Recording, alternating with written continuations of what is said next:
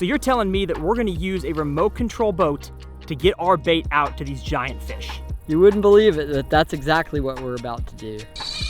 Come on, baby. Oh, we got a big one. Come on now. Absolute behemoth, and this is not even close to the biggest that he told me to get.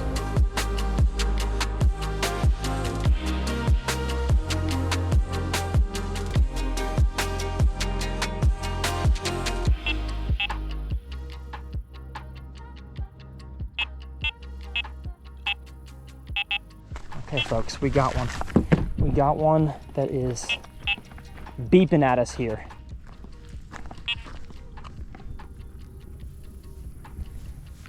Welcome back to Uncut Fishing Adventures, y'all. We'll do an intro. Matter of fact, I'll do an intro right here behind the carp rods. My name's Tyler. I'm the host of this channel, and my goal is to give you guys a fun fishing adventure with every single fishing episode we have. They're all sponsored by my merch brand called Infinite Outdoors. We'll talk about that more in a second, but as you can see here, the carp, probably carp.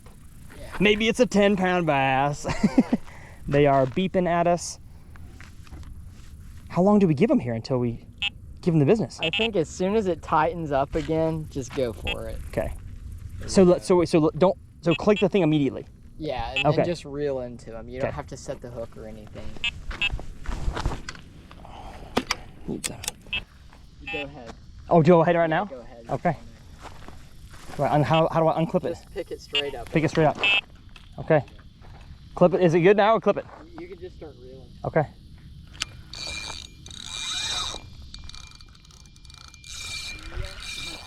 You might need to tighten up on the drag. Okay, I was gonna say, it sounds a little bit loose. Is one on there? Yeah, he's on there. Oh, heck yeah.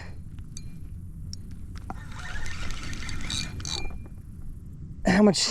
Keep going tighter or not? I mean, you're doing perfect right now. Okay. Man, this rod is so like parabolic. Yeah. Holy cow. It's like fighting them on a giant cranking rod. It is. I feel like I'm throwing a crankbait right now. Come on. Am I supposed to horse him in? I mean, you don't have to fight him like super hard. I wouldn't like, yank or anything like Got it. Does he not know he's hooked yet? I would doubt that he knows he's hooked because he didn't just take off with it. Yeah. So the closer in you get him, he'll start doing more runs and stuff like that. There we go. Oh. You got one. Oh yeah, I've got one on there. He's rolling. My goodness. I can't wait till he starts actually taking some line here. Oh. Yeah, he started to freak out right there. He's like, hey guys, what are we doing?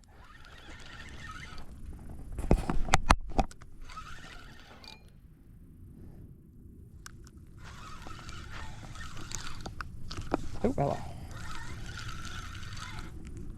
Dude, I'm so curious as to how big he is. I'm sure the viewer right now is like, bro, just get this fish in. Yeah. I don't want to mess it up. Come on, guy.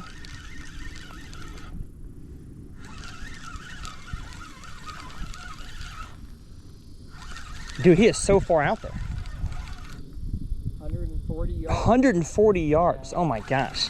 You don't really realize how far that is till it's time to bring the line back in. And exactly. reel this in. Yeah, dude, I'm reeling forever. Yes.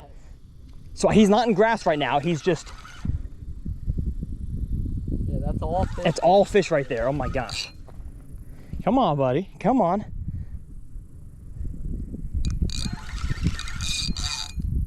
Get in here. Dude. Be getting toward that weed line. Okay. So it might start feeling like there's more resistance on there. Yeah. They ever jump at all? Occasionally they'll try to come up and okay. out of the water, but not very often. Yeah. Oh. Yes, sir. That's a good one. Okay. Dude. All right. Come on now. Can you grab the tripod and move it over here?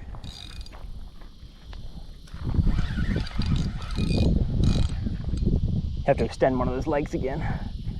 There we go.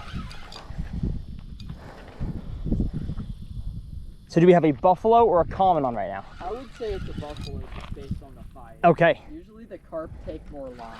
Got it. And y'all will explain after I catch this fish here how the bait got out there, how my friend and today guide got started doing this. Dude, it's so weird that I'm not the bass fisherman in me wants to horse this fish in and just get him in here. But I know I could mess it up. Almost kind of like massage my arm a little bit. Having it in the constant position there. Little tough. Uh-oh. Out of those lines, please. Go this way. By this point, the fight should be underneath of it. Oh, okay, got it. Less of a problem. Yeah. Oh, man. Come on now. Come on now. Oh, yeah, big carp. Big carp. Okay, yep.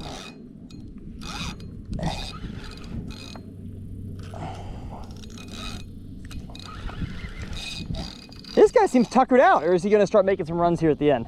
He might make a few runs at the end, but I think you got him beat. Okay. You got him past the weed line. Summertime got these fish feeling lethargic. Come on now. Get in here. Get in here. Yes, sir. Austin's going out there to land my fish. He's not a giant, but he's a good starting first way to start the episode. No. Come in the net. Come in the net. Come on. Come on, big guy. Come on, big guy. Come on, big guy. Yes, sir. Oh, jeepers. Is that the floating one or the sinking one? That was the sinking. Okay, yeah, I got a big old weight on here. Super sick. What do we do? What's the procedure here? So I'm gonna get him and put him inside there. Okay. And we can take a look at him a little closer. Super sick. I'm gonna set the camera up here. Different angle at him.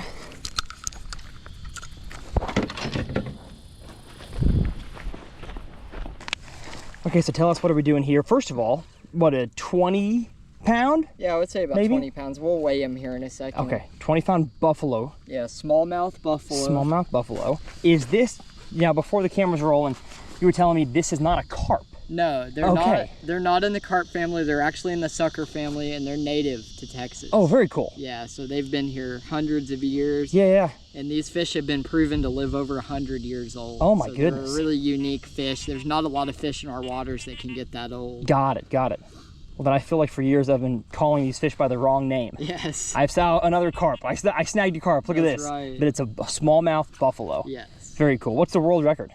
So the world record is 82.22. Okay. And that was actually from Texas. Okay. And then our state record for catch and release is 71.10, and I caught that one. No way. Yeah. Oh, we're gonna ask you more about that. That is sick. Absolutely. All right, what's the plan here? So we're gonna get him unhooked. We're gonna get him in the weigh sling and get a weight on him. Okay. And then we'll get him back in the water. Heck yeah. Dope. So here's the bait right here. This is called a boilie. And then I have a piece of plastic corn on here. Okay. And you can see by the rig, we got him perfectly right in the corner of the mouth. That's exactly where I want to hook him. Nice, okay. So I'm gonna get this hook out. Nice. Get a weight on him. Do they have a bony mouth? I mean, I'll feel it in a second. You'll or is feel it, but they have a pretty hard mouth, especially if you get them in that corner. They're not coming off. Gotcha. Oh yeah. Very tough. Nice. It's not. I mean, yeah. If you get a barb in there, that's a stuck. And you can really tell the difference between like a smallmouth buffalo and a big mouth or black buffalo by the mouth size. Got it. You can see how just small of a mouth that is. This is a 20-pound fish, and his mouth is what, like the size of a quarter? Maybe an inch, inch and a half. That's small. So that's pretty unique. Okay, as far as fish go. Yeah. All right, we're gonna load him in the sling. Yes, and we've already got the weight of the sling zeroed out on the scale, so this is gonna be the weight of the fish we see. Nice. 3 pounds 8 ounces was the weight of the deal. So we're looking at 18.8. 18.8. That's a good first fish. I would say that's probably the biggest. Not the biggest carp I've ever caught, but it's the biggest one I've intentionally caught. Yes. Well, hopefully that's. Matter of fact, I'm pretty sure it's the only carp I've intentionally caught in my life. Very cool. What are we doing here? Am I getting the sling in the water, or? You want to pick him up? I can pick him up. Yeah. Sure, I don't mind that. What do I do? I'm getting slimy today. And what's So the best? I go one hand and I come under his pec fin right here and grab this pec fin like around. So come from my side or your side? On my side. On your like side, you'll okay. go around. Oh. Actually, I would say on that side because of the sun. Okay. And then your other hand is going to go right here, basically, Okay. underneath. I gotta see if this just overheated. See which side you get a better shot from. Somehow my GoPro was too hot, even though I have external power. Great. Let's see how long it lasts for. Okay, so all right, so go underneath here and flip them up. Yeah, there we go. All right, first big old Texas smallmouth buffalo of the day, and just walk him down to the water, let him go. I would take him down in this sling. Take him down the sling. Okay. I know carp fishing is a lot more tradition and kind of like care for the fish than many other species. Yeah, so we like to protect them so they go back and get bigger. exactly. All right, so bringing the sling in the water. How deep do I got to get? I mean, deep enough for him to swim. Yeah. All right, Mr. Carp. No, dang it! I just said Mr. Carp. What an insult. You're educating me today. Mr. Buffalo, Mr. Smallmouth bass. He didn't bite a drop shot, but kind of did.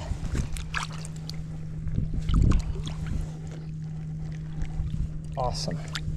The sling's got a hole in it here for them to. So he can just slide right out. All right. When he's ready. Oh, when he's ready? Well, he was ready. Sick. See a big girl, big boy? What do we got? Big girl or boy? I would say that's a boy. A boy, okay. Yeah, the males of this species stay small. Got it. So about 35 pounds is about the thing the males are good. Okay. Any of those 40, 50, 60 pounders are all female. What fish doesn't have a bigger female? I know peacock bass. Oh, okay. The males get way, way bigger. Gotcha. Well, my goodness, folks, what a way to start the episode today. Like I said, my name is Tyler. I'm the host of this channel and 2 other channels on YouTube, Uncut Bass Fishing. So if you like today's adventure, I have one that is just all about bass fishing. But in all of these, I want to entertain you guys, but also educate you, as I, on this channel, am fishing for a bunch of species I've probably never ever targeted, at least on purpose before, and I'm excited to learn along with you guys. Now, like I said, the entire channel is brought to you by Infinite Outdoors, my merch brand. Infinite Outdoors stands for 2 things. 1, infinite possibilities of fish to catch, things to do in the outdoors, and especially on this channel. We're going to see how long it takes till I run out of species, probably a very long time. And then the second meaning, and the main meaning in my mind, is as a man of faith, I believe in a God who loves us infinitely, that he would send his son Christ to die on the cross for our sins. So if you want to check it out, I've got hats, I've got sun shirts, we have all sorts of things.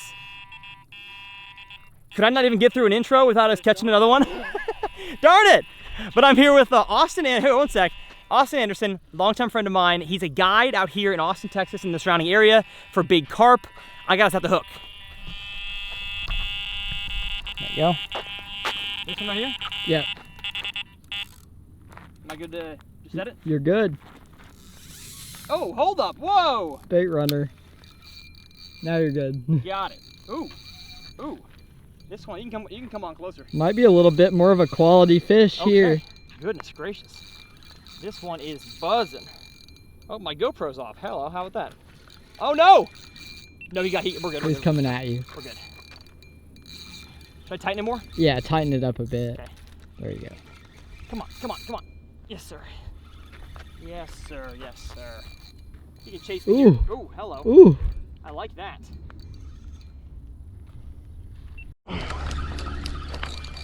All right, got the GoPro running again. Like I said, our first fish, 18.8. I'm already feeling like, based on the behavior of this one, we're a little bit bigger. Now, I'll kind of give Austin his plug here while I'm catching one. Obviously, he knows what he's doing. He got out here, even though our fishing wasn't supposed to start till after 9. Got out here when sunrise, 7 o'clock. I was here about 6 o'clock. 6 o'clock to secure the spot, to make sure. And he also came and pre-chummed it. I can't guarantee that he'll do that for every client, but he wanted to make sure that these fish were here, and man, are they. We are back-to-back fish now. Explain, what kind of rod are we fighting these fish on here? So these rods are a 12-foot, 12-foot? 3-pound test curve. What? So as far as bass fishing goes, that would be about like your medium heavy Did I get, for carp did fishing. he get in the grass? Yeah, he might be Oh, stuck whoa. out there. There you go. You got him moving again. Oh, ooh, ooh, ooh. Hello now. Am I in danger of the other rods? I think you're over them, so you can start walking to the right. To the right. Okay. Yeah, if you think it's stuck or something. I don't know. He I feels. don't know if there's anything to snag on right there. You're kind of close to where that one snag is, but usually, so if they can take line off the snag, usually it'll ping off it. Come on now. You might have to like give him a little bit of line. Give him line. Just a little bit. Okay. Just see if he starts taking off with it. If he takes the line, then usually the line will come out of the snag. Okay. He's currently not doing anything. Let's hope he comes on. No. Do you think I'm snagged on something? Yeah, there's a few like small crappie piles Okay. out there, and Okay. sometimes they'll go through them. Got it. He's not doing much right now. But if you want to check out Austin's guide service, I will leave it down in the description. He also does bass stuff on Lake Travis and Lady Bird and all the local Austin lakes. But this is kind of his cool thing he does here. That, like I said, he said he got the state record. So we'll discuss that when we actually are not catching a fish. Should I tighten it in? Tighten it up and try to pull on him. Okay. Let's see if he can come out of it. Pretty stuck. Yeah, Might have to give it a minute. So a lot of the time, if you let it slack. Oh. There you go. Oh, you got him. As he's saying, if you give it some slack. I mean, he got out in some capacity. So, oh, Yeah, there we go. There we go. You got him. Yes, sir. Ooh.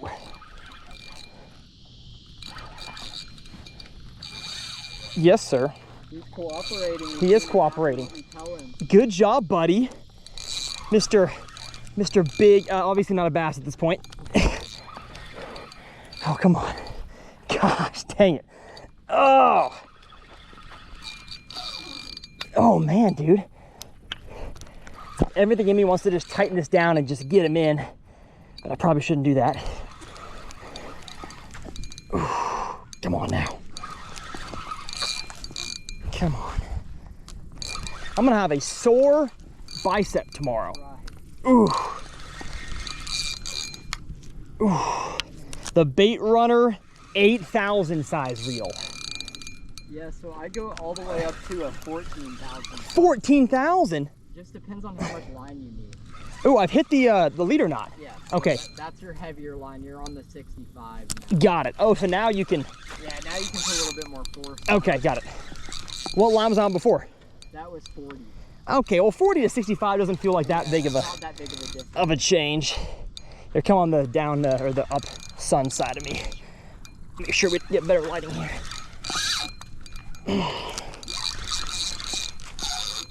Oh man, Austin was telling me before the this fish took it here that you don't want to just lock it down and winch them in, because these fish, you never know how good they're hooked.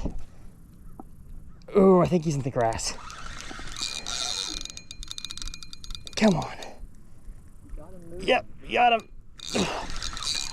I'm gonna take that thumbnail that Blacktip H had years ago on the beach where he's fighting a shark, laying down like that. Oh man, dude, yeah. From the first fish, y'all, I wish we had started with this fish, because the first one was definitely not as big, or had something wrong with it. Oh, come on now. Get in here. Yeah. Seeing some bubbles out there. I know. Do the bubbles mean he's just stirring up the bottom? Yeah. So okay. He's probably pulling some weeds there. Okay. If you can get them where they have weed over their face, yes, their eyes, it makes them a little bit chilled out. Just like how bass are. Exactly. You can get a bass's face covered in grass, he's not gonna jump off. Come on, dude. Come on. I wish there was some. Oh. Is he wrapped up at all? I think he looks fine to me. Okay. That's a much better fish. Yeah, it is. Oh yeah.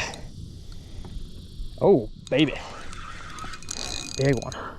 What's the plan here? Time to net in. Okay, you can just go put that on the table. Chest mount will be fine. Unless we die. Oh yeah, that's a big one. That's a grande fish. Yeah, he's got some grass on him. Good. Going into the water after this guy. Come on now. Come on now, yes sir. Woo! Got almost as much grass as fish. Oh no! Is he bigger than the last one? Oh yeah, he's okay, he's much bigger, he says. Heck yeah. Are you unhooking him out here? Yeah, this is the floating bait. Oh, this is the floating one. Oh, nice. Oh yeah, that's a chonker. Oh baby. Yeah, that's a much better one. It's Heck probably yeah. double the size of your last Double the size. Should I bring the bait in here? Yeah. Yeah. Just okay. Drag that in. Drag the grass in. Well, this is a great start so far, y'all. 2 fish back to back, trying to film an intro, and another one bites. That's ideal. That is ideal. Sick. Oh, what'd you Got someone's old line. That's not your line? No. Okay. This is dope. This is sick. You can't beat action like this. No. Cannot beat that. Okay. Oh my gosh, y'all. I'm beat already. Let me get the tripod here, y'all. All right, folks, we got ourselves a bigger one. Am I grabbing him? You grabbing him? What's the procedure See here? what he weighs. Okay. Oh, yes, sir. So pretty. They have such a cool color to them. That's awesome. Get him in the sling. I need your mental guesstimation. I'm gonna say about 25 and a half. Okay, all right.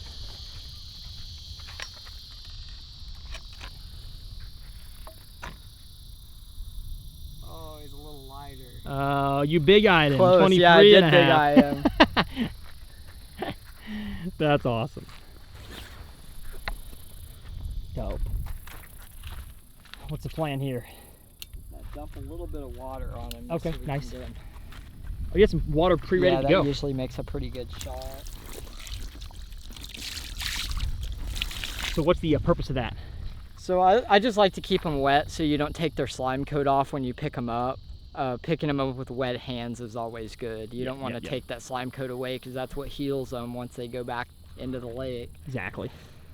And he's breathing pretty good. Look at him. Or gasping pretty good. One of the two. That is awesome. You want to hold him up? Yes. There you go. And you can get as close as the frame will allow you. Sure. Oh, I guess I'll wet my hands a little here. Yeah. He's a nice guy here.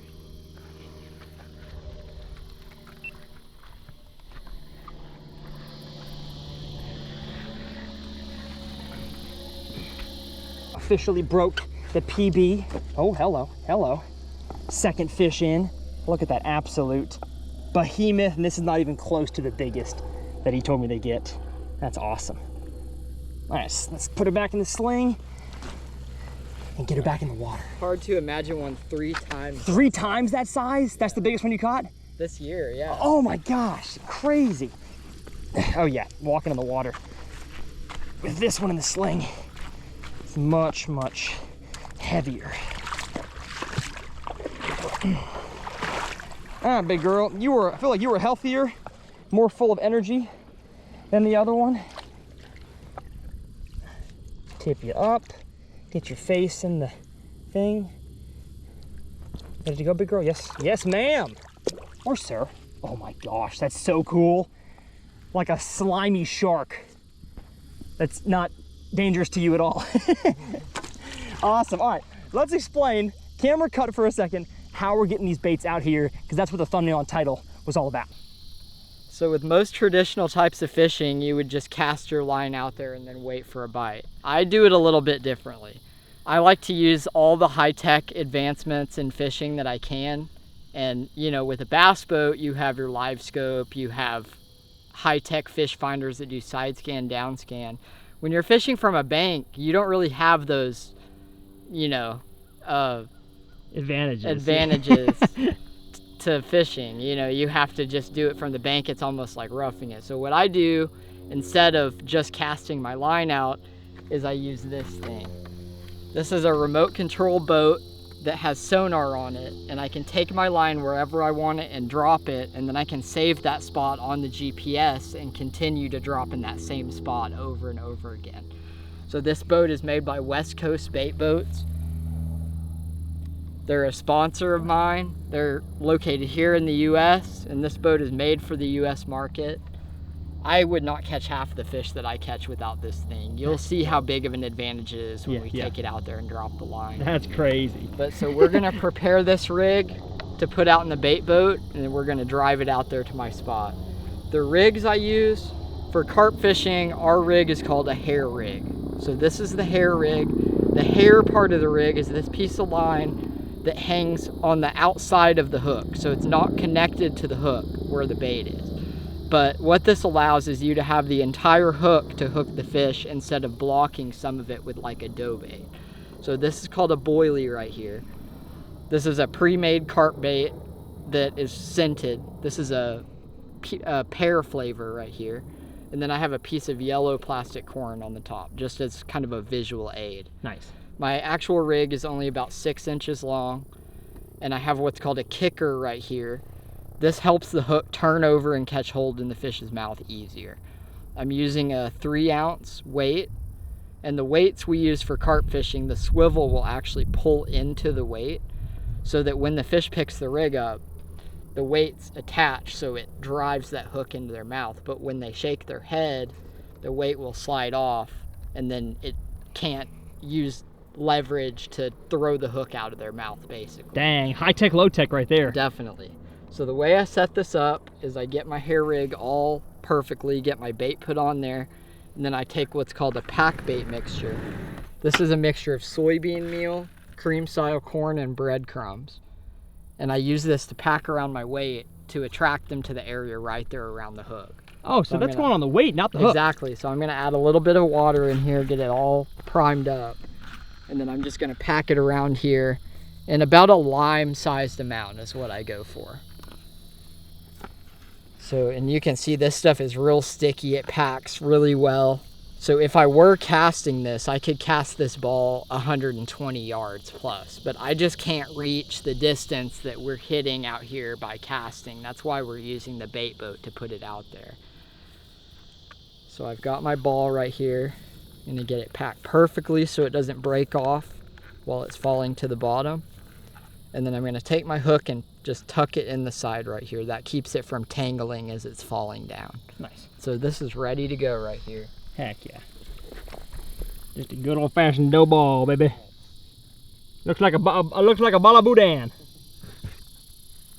Is that kind of like the? One too. It tastes. Yeah. I'm not sure if I want to taste the homemade carp boudin ball. No. Okay, so now you've got the remote control. Looks like a drone remote. Yeah, so this is what handles all the sonar. Your sonar screen will come up right here.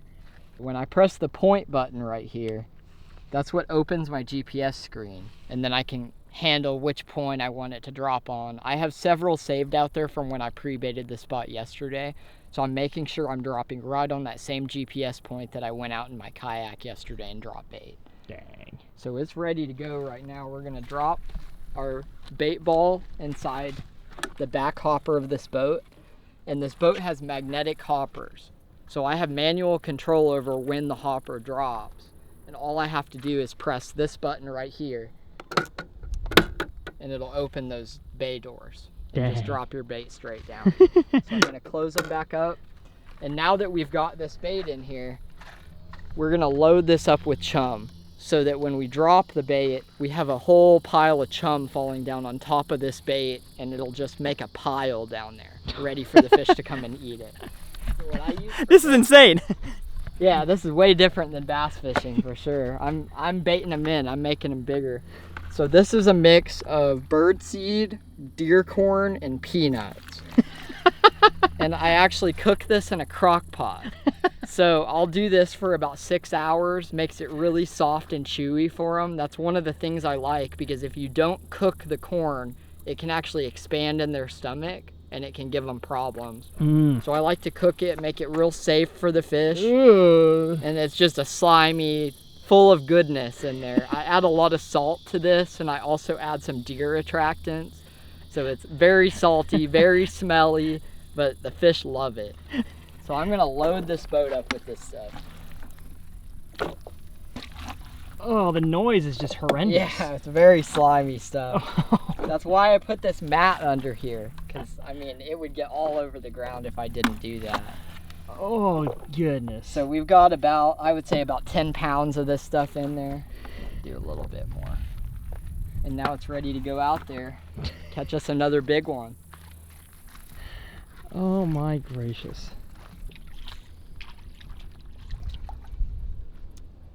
So you can see there's a split right on the back of the boat, and my line goes through that hole. So when I open that hopper, my rig's just gonna fall straight down independent of the boat, and then I can drive the boat back. So that's exactly what I'm about to do. And you can see on here, there's a readout of all my GPS pins right here. I'm gonna select the one I want, which is number 3, right there. And I'm gonna hit go. The boat's gonna go there on its own. I don't have to do anything until it gets to my spot, and then I manually drop the hopper, push the home button, and it's gonna come right on back. Oh my gosh. And look at it way out there. Y'all can't even see it. It's only about halfway there right now. Oh, no way. We're getting there. You can see a distance readout right here. So right now it's 94 meters. So I'm seeing now why my fights have been taking so long. It is unbelievably far from us, and we're not even all the way there yet. So this is crazy. Yeah, you couldn't cast it. You may be able to cast almost as far as it is now, but not to where we're going to. Yeah, not accurately by any No, means. not accurately.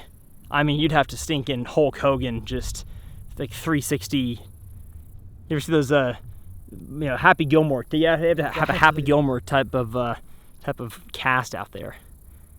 That's so, I can't even tell you how far it is. Oh, Here we are. Did it It's stop? on the spot right now. We got 25 foot on the sonar. That's what I'm looking for. So I'm gonna press the top button, release my bait. So it's falling right now. Line's coming off the spool. Then I'm gonna go left, right, and that drops my main hoppers. So we're on bottom right now. It's all set. We're good to go. I'm just gonna get my line tightened up, make sure there's not a bow in it so we get good indication on the rod pod. Then just drive the boat on back, get the other rod out. And explain what you're putting in here. So this is called a rod pod. It's a European style carp fishing rod holder. And basically it holds your rods at any angle you want for the carp, and it makes sure your rods don't get pulled in the water. Something else I'm using that's really important for the carp fishing is we have these bite alarms. These are electronic alarms that have a roller wheel on here that's magnetic. So anytime a line passes over that roller wheel, it's gonna send a signal to the alarm and it's gonna make a beeping sound. As well as the alarm, I have these bite indicators right here. These are called swingers. They clip on the line and they just give you a visual indication of where the line is. If they start coming at you, it's gonna drop down. If they start pulling away from you, it's gonna pull back up. So you will see when they're biting, it'll move a lot, going up and down. That just kind of tells you when you have a fish messing with your rig or swimming in the line or something in between you and where your rig is. That's dope. So we're also using bait runner reels here. I have them in free spool mode right now. So that way, if a fish takes off super fast, it's not gonna pull my whole setup in the water. Nice. So we're all set here. Dang. It's so cool how, for like a fish that you'd, I don't know, stereotypically, I feel like a carp would be a fish that you just like sit on the bank, cast out there, and don't worry about it. You can do things to make your success rate that much higher and therefore have a better time. And Austin is dialed with this kind of fishing. So we're gonna let the cameras cool off, grab some water because it is hot out here. Apologize for the few cuts here and there, but this kind of fishing is it's very on and off. So you're sitting underneath the Cold Academy tent, and then a bite happens. So I'll put the camera up. We'll talk about carp fishing a little bit, but I need a water.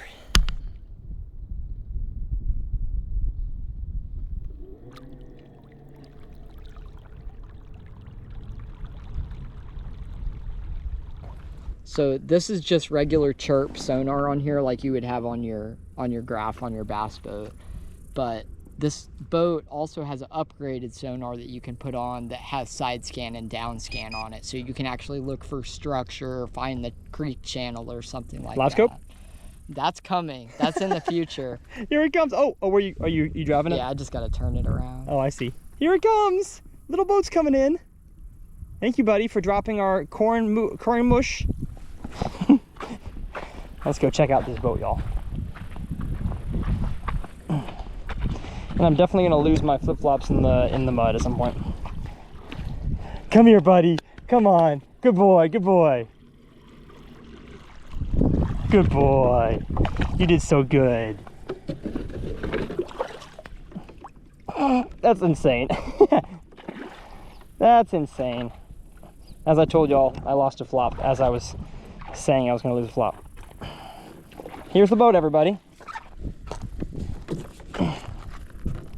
That is crazy. West Coast bait boats. I don't have a bait boat sponsor, so there's no conflict here. Yeah. There you go.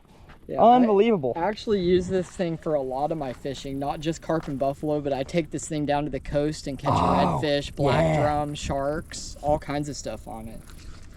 That's crazy. I've even used it for alligator gar before. Do people give you a bad look? I mean, occasionally, but when they see how many fish I'm catching, it's, you know, kind of a no-brainer. Yeah. Using it can really impact your chances. And plus, I'm doing this for a living. I'm guiding every day, so I like to give my clients the best possible chance at catching the biggest fish of their lives. So if that means using a remote control boat to take my lines out there, I'm all for it. Absolutely. And we can just be chilling. Waiting for another bite. Waiting for another bite. That's what he said. Oh. Nope. A lot of false positives around here? Definitely. Okay. Yeah, we've just got so much line out between us and the fish. There's a lot of room for them to swim in, and you know, buffalo have a really high dorsal fin on them, so sometimes when they swim under it, they'll catch the line and kind of pull it to the side. That's what a lot of these bites we're getting are. Okay. But as they get more and more frequent, you can kind of see they get nearer and nearer to the rig. Yeah. To the point where they're rolling that pack bait around, trying to find food in there. Yeah. And then they'll end up picking up the hook bait, and that's when you get that run.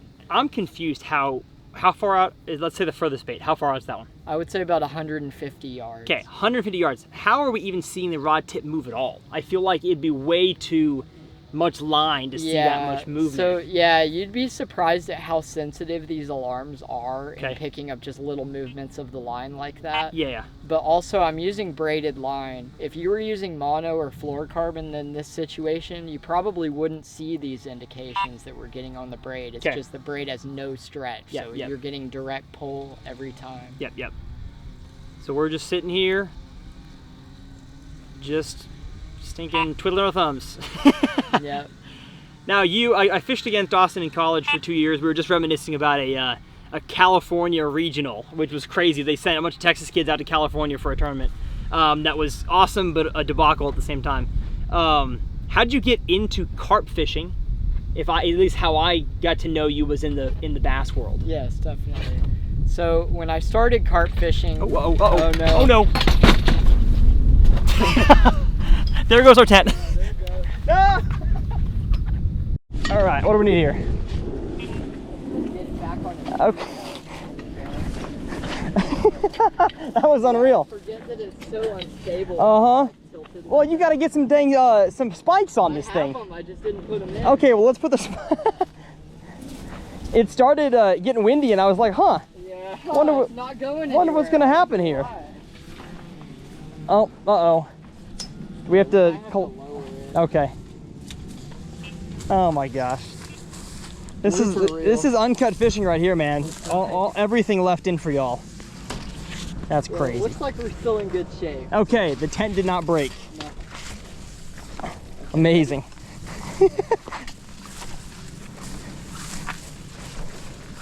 That's gonna be funny. I was like, where's our shade going?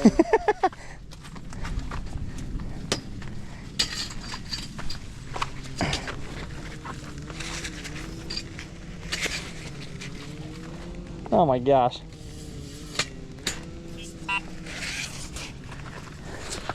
It's tilted the wrong way now. It kind of went the best way it could have. It I didn't know. take any rods out. Nothing. Didn't take any cameras out. No. That was the chillest tent loss I've ever seen.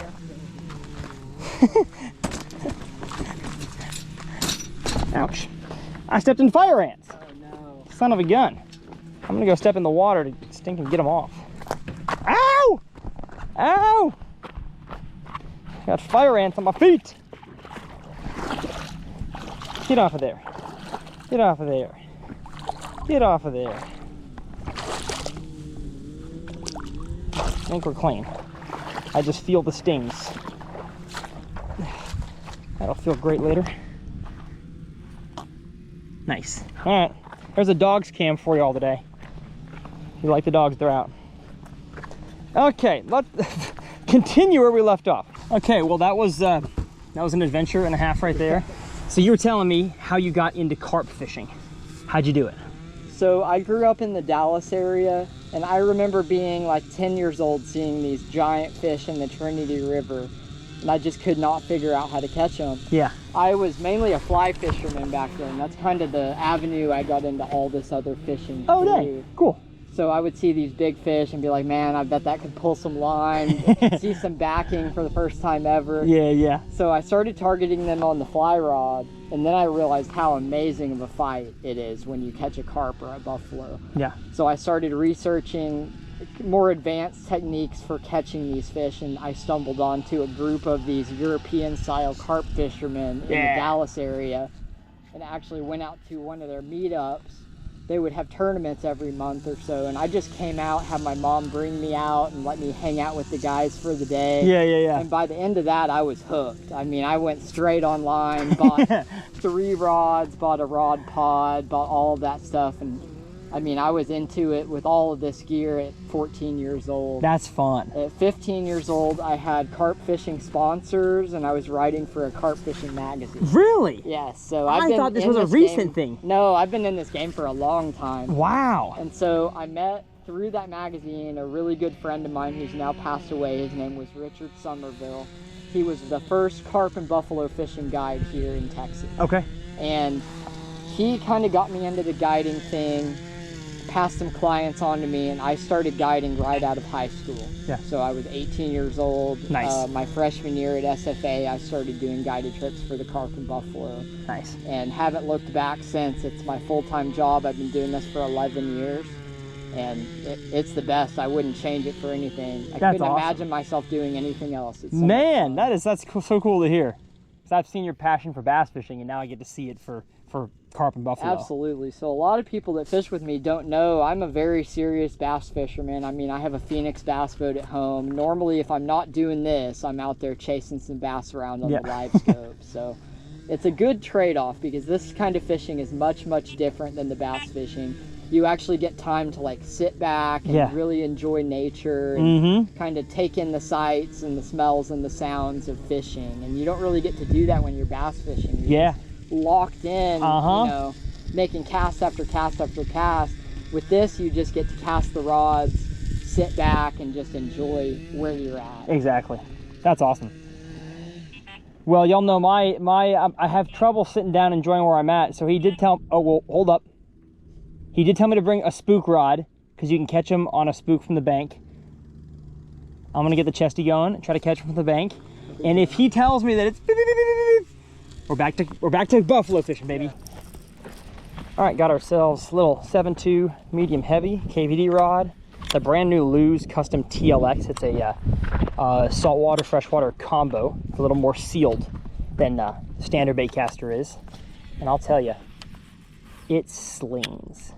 That was on like a non-cast. Uh-oh, I heard a beep. we have a nibble over there, folks. And at some point in these carp fights, I've talked about asking Austin if the fish are in the grass. And that's because there's a hydrilla edge pretty much around the entire lake, but it's about 40 yards out. So once I get the spook this shallow, I'm probably not getting a bite. So I'm gonna go ahead and get it to cast out there, and I'm gonna go into the leader probably sometimes. If I had known I'm gonna be making like absolute bomb casts, I would have just put on straight braid. I'm hearing the beeps over there. But y'all know me. I'm a bass fisherman. I gotta try to catch one. And it is summertime. These fish are out here schooling, chasing bait around. Maybe not as shallow as I would need them to be for your average spook bite. But I'm gonna give it a try. I'm gonna give it a college try. Oh yeah. Yep, we are into the 10-pound mono backing. I guess that gives me a chance to have a fish start tracking it from the deepest water, and then hopefully he bites when I get to the braided line.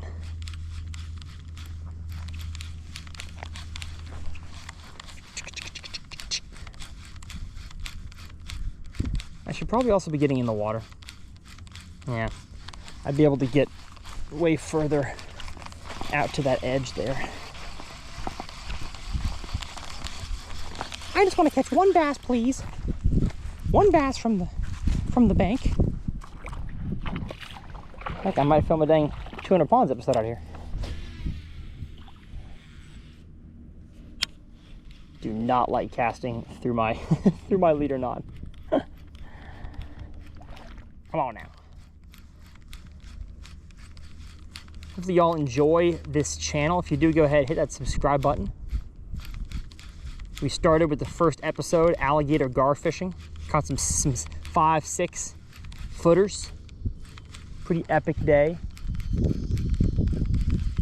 And now we're catching 20-pound carp. Maybe even 40-pound, or sorry, buffalo. Maybe even 40-pounders. We will see what the Lord has in store. Come on, 5-pounder! Come eat my sexy dog, please. It's probably too hot. I doubt these fish are on this shallow grass edge. It's probably a 3-foot deep grass edge out there. Probably not gonna catch one, but it's better than just sitting under the tent.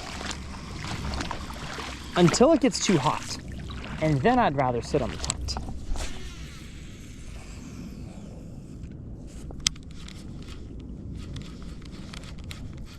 I did, when I was flying the drone a second ago, getting the intro shots and shots of the fish boat, RC boat.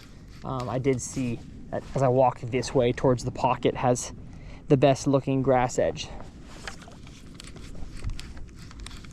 And it's not like I'm getting that far off the main lake. The main lake's right there and I'm walking over here, so they could still be here. It's not like usually in the summertime, way backs of creeks don't have any bass.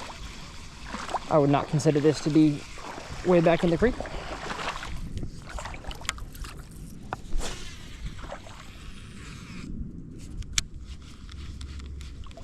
Come on now. Got me waiting for bass out here. I will do some wading episodes on this channel, no doubt. And just to get some more content on here, I may throw a bass episode in here. It's Uncut Fishing Adventures. Doesn't have to be everything but bass. But we do have uncut bass fishing, if that's the channel you're after. I just know a lot of you guys are catching anything that bites. And especially now that I've got a son, and maybe by the time this video comes out, a daughter. My wife right now is 37 weeks pregnant. So any day now, they say, baby number 2 could come into the world. It's pretty cool. We are excited, no doubt. We are excited.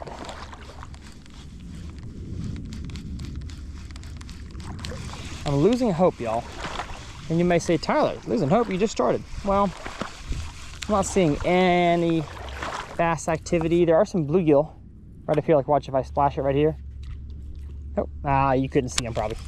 I can with my polarized glasses, but I doubt y'all could.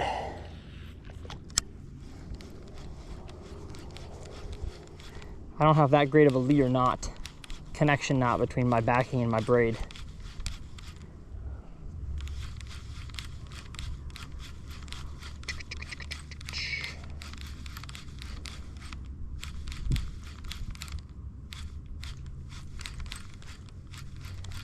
I made this rod as a frog rod, not a walking bait rod. So that's why I only have about 40 yards of braid on here. Austin is chilling back there in the tent, underneath the shade, while I mess around with these bass.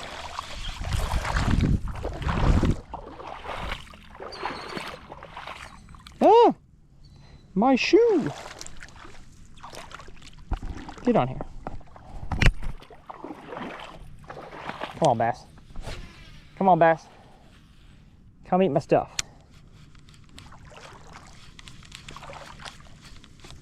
I think if I had gotten here at the sunrise time he did, definitely would have got some bites. But these bass are lethargic now. Water's hot. This lake here, Decker Lake or Walter E. Long, depending on who you ask, used to be a bass fishing mecca around here as far as numbers. You can catch a lot of 2 to 5 pounders in here. And you see the power plant over there. Power plant after 2020, I believe, was no longer operational. So this used to be a hot water lake, which would mean in the summer the water is like 105 degrees, and in the winter it's in the 70s. We got one? Oh, fish! Shoot! I'm coming. You can feel free to set if you want. I'll take over.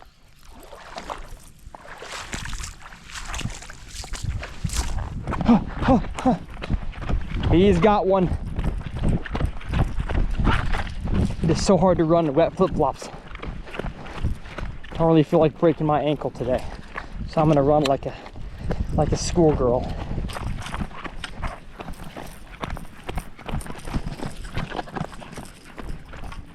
I said right foot creep. Oh my gosh. Yeah, I'm gonna run a little slower here. All right, the bass ain't biting. Confirm that. As soon as you went over there, they came up schooling right here. The bass did? No, they didn't. Yeah, like between here and the grass mat. Lame. Lame.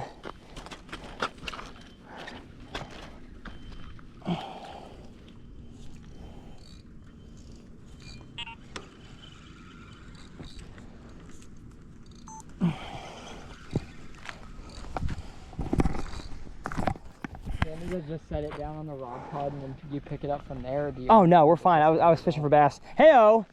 I did the whole fight so far, folks. I got the easy part of the fight out of the way for you. You mean the hard part? Yeah. Thank you. Now I get to just reel in a dead weight. It felt like a pretty solid fish at first. Okay. And now I'm remembering how far out we are. Dude, this rod feels like a dang carbon fiber noodle. Come on, get in here, big boy. Ooh, ooh. Shaking his head. He's going to the right. Come on now. Come on now. Tighten it a little bit. I'd love for us to get doubled up. That would be fun. I think it'll happen before the day's over. Okay. Double up is I thought we were about to have imminent. Here. This middle rod has been moving like crazy. Yep. Come on. Get out of there. They ever get stuck in the buoys?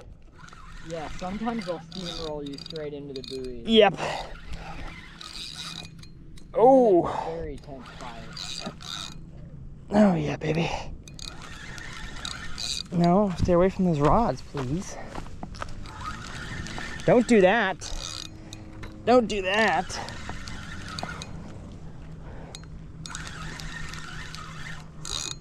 Ooh, fatso. Come on, get in here, big girl. Yeah, there we go. Oh, don't want to pull her face up too much. Just lead her into the net. Oh yeah. Come on, come on. Do your thing, girl. Do your thing. Get in the net. Oh no, my bad. Take the head off. Oh yeah, oh yeah. That's the kind of action the folks want at home. Yes, sir. Yes, sir. Whoa. She mad at the end there. Yeah. Nice. Sick. Buffalo. And this guy's so good at that fish care. He's taking the hook out in the water, leaving her in there. Reel that in for you. Sick. Another one.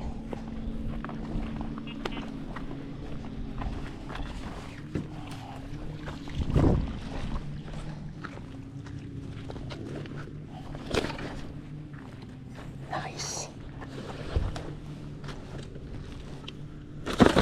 Whoa, gosh. Power. That's a lot of power. The camera's all kinds of wet. We have to use. Oh. Uh-oh. Run it. Had a bite? No, you stop.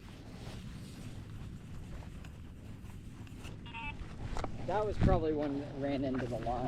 Okay. Yeah, you can see why we use these cradles to kind of control them, because if you have one double this size, they're knocking you over, knocking the rods over. Exactly. Create all kinds of chaos.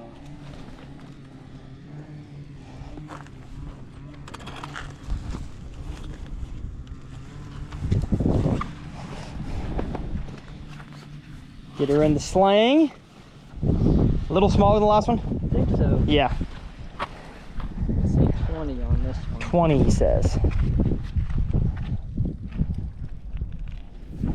Look at that. 20 pounds, 13 ounces. And to think that the world record bass is bigger than this is crazy. That thought is nuts. That's nuts. Yeah, we're just catching 20 pounders and being like, oh, it's just another 20 Just pounder. another 20. Not a lot of fishing that you can say that about. No, no, for sure not. No bluegill getting this big. No. Dang. Big old 20-pound smallmouth buffalo. So stinking cool. The fact this channel allows me to come do stuff like this, catch fish that I ordinarily would skip over, what have I been missing out on? That's awesome. Let's go release her in the sling. I keep thinking I'm just gonna stand up and go walk her down there. We have a nice tool for that.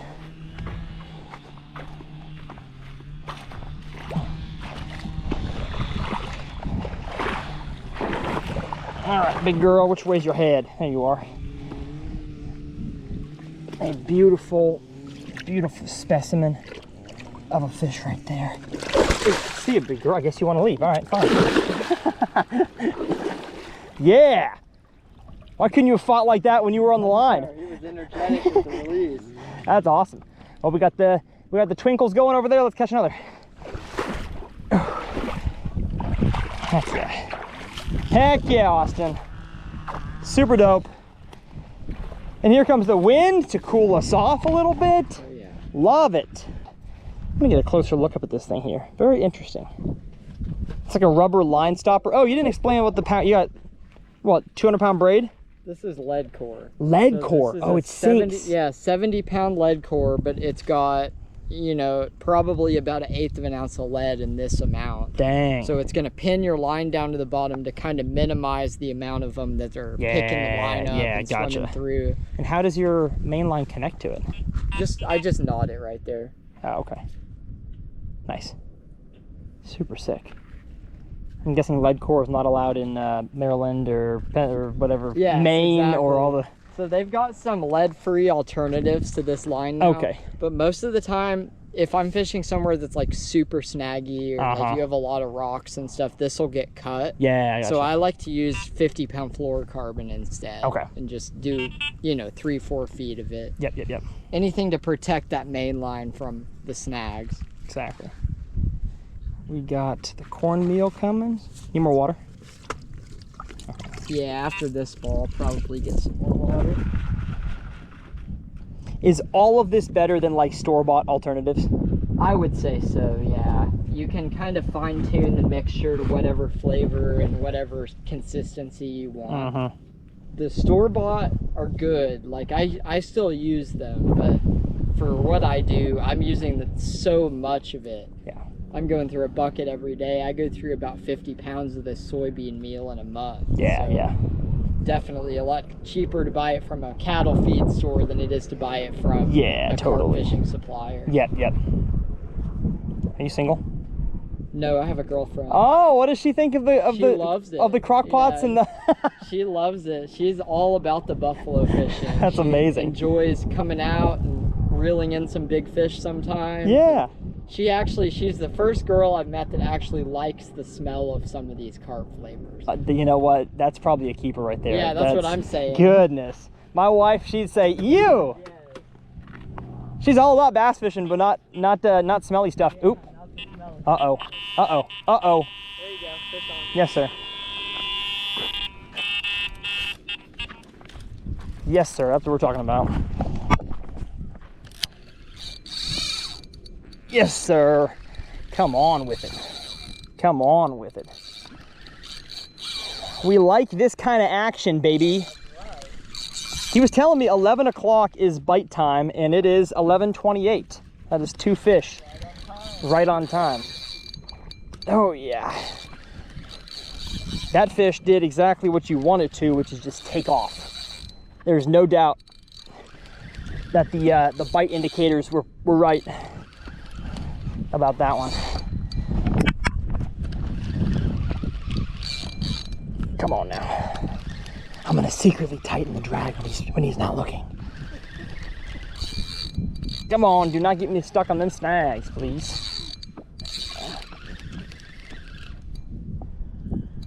Try not to reel through the drag too much. Just gonna reel in some line and then pull. What do we got going on here? Oh, you're not filming. Dude, I can't, it's like he's running at me or he's very small.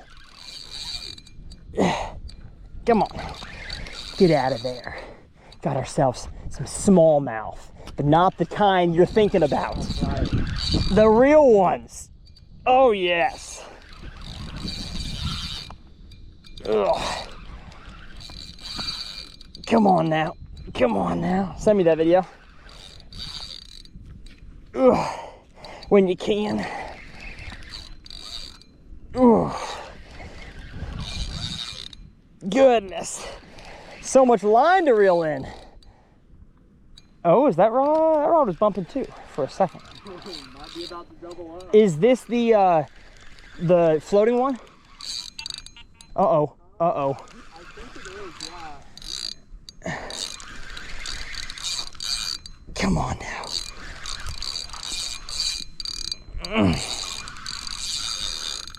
Ooh. Getting heavy? Yeah, it's getting heavy. Come on now. Ooh. Bump, bump, bump. Yes, sir. Am I in the way of your rod here? I'm just gonna get it up out of the way. Should I go left? Let's see where the line is. Let me go down with it. You might be over. I'm over? Okay. Yeah, start walking this way, but go over the top of me. Yeah, you're good now. Okay. You sure? Yeah, I'm almost positive. Almost positive, he says. Uh-oh. What do you think? I feel it now. Oh, am I on you? I'm not sure if you're on it or if it's just dragging. Come on now. Oh no, we're good. All right. Dude, this fish just like won't let go. Come on. Or sorry, won't let go. I don't want him to let go. But he won't give in. Come on now.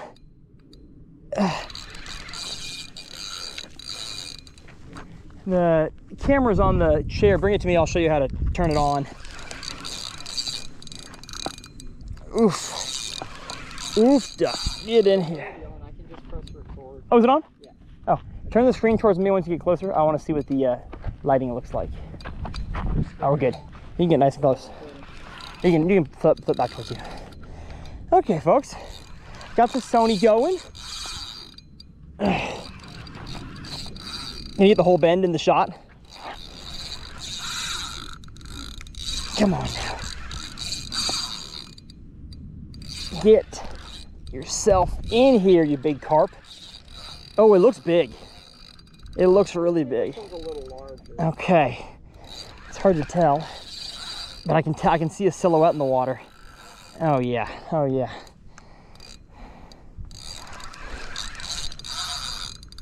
Oof. Come get right up close to the drag here. That's what you want right there, baby. Come on. That's a big one. That's a big one. Come carp fishing, folks. It's good for you. Ooh. And I know it's a buffalo, but for the teaser, I had to say carp, you know.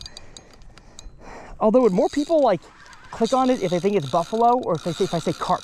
All of my clients from overseas call them buffalo carp. They call them buffalo carp. Okay. They like the fact that they're so carp-like. They're so in love with carp that they can't imagine it not being a carp. I got it. I got it. Then I think I may call it a buffalo carp. Oh yeah. Oh man. He's getting in shallow water and saying, "No, I'm good. They're abducting me." I promise we will treat you better than anybody does. Nice.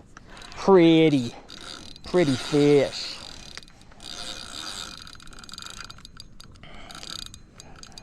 That's free.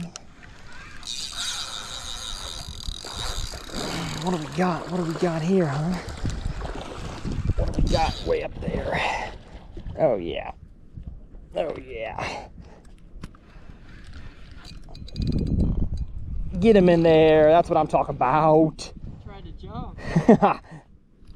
That was dope. Same size, bigger? I think he's a little tiny bit bigger. Tiny bit bigger. We'll take it. He has a bigger frame too. Okay, sick. That's dope. Unhook him out there in the water. Sorry, y'all, GoPro died, but Austin's got the big one. Oh yeah. Nice. Another nice buffalo. Oh, he made my job easier. Yeah, he did. Man, so pretty. That's cool. So cool.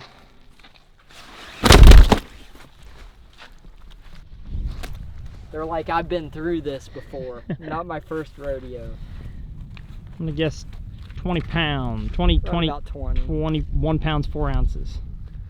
Oh, 20 on the dot. 20. All right. Your first guess was correct. It was. That was actually a stutter of a guess. That was, Yes. I didn't mean to guess. I didn't mean to guess that.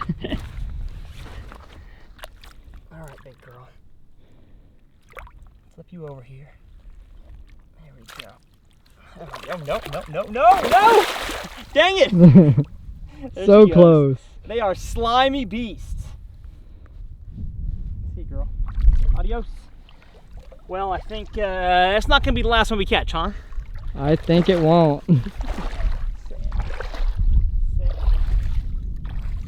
She's leaving. Trying to find her way out of here.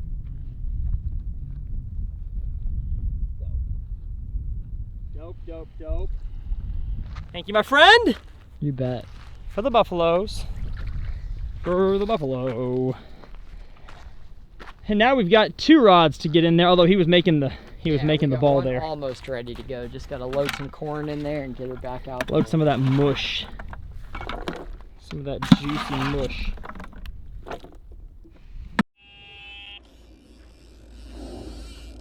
Tighten the drag a little bit. We are. Bay runner. What do you mean? Oh, shoot. There we go. No, we have the boat. I'm pulling the boat right now. Are you sure? Yeah, watch. Yeah, I might have caught one of the propellers. I've got the boat. Oh, what a fake. Let me turn it off. What a fake out. Oh, I was telling you that drag seemed a little too consistent. Well, hold on.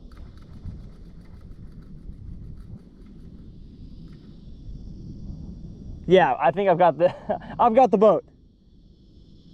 For sure. Yeah, I see which prop it's in. Ah, dang. Okay, we gotta pull it back. I gotta pull.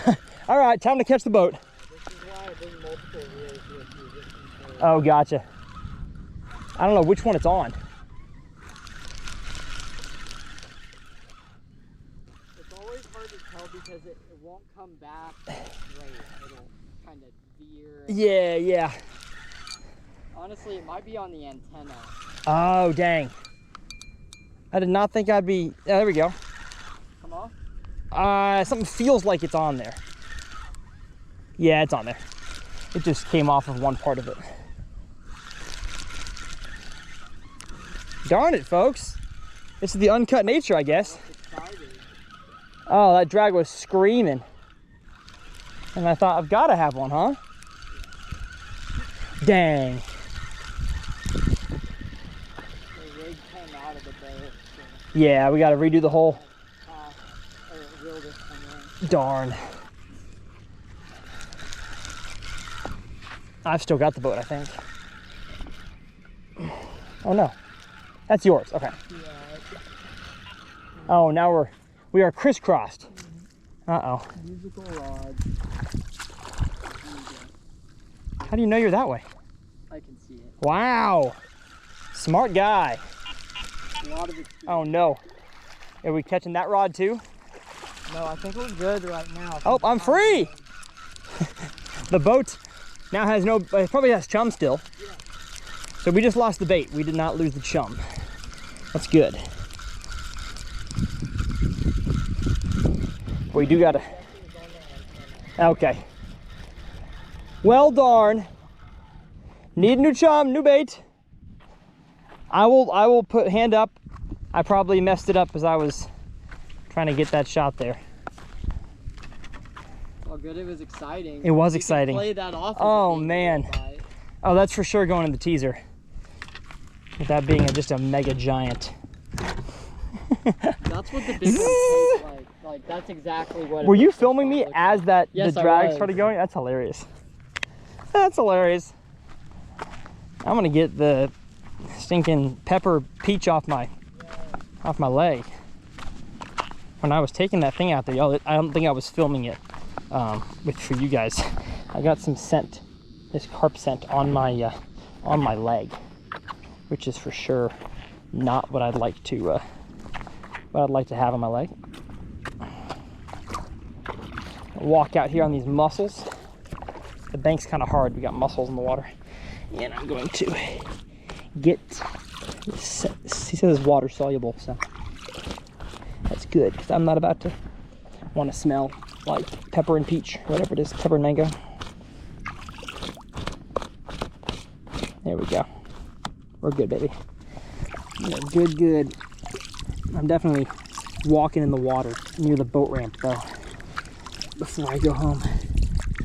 We are all kinds of dirty.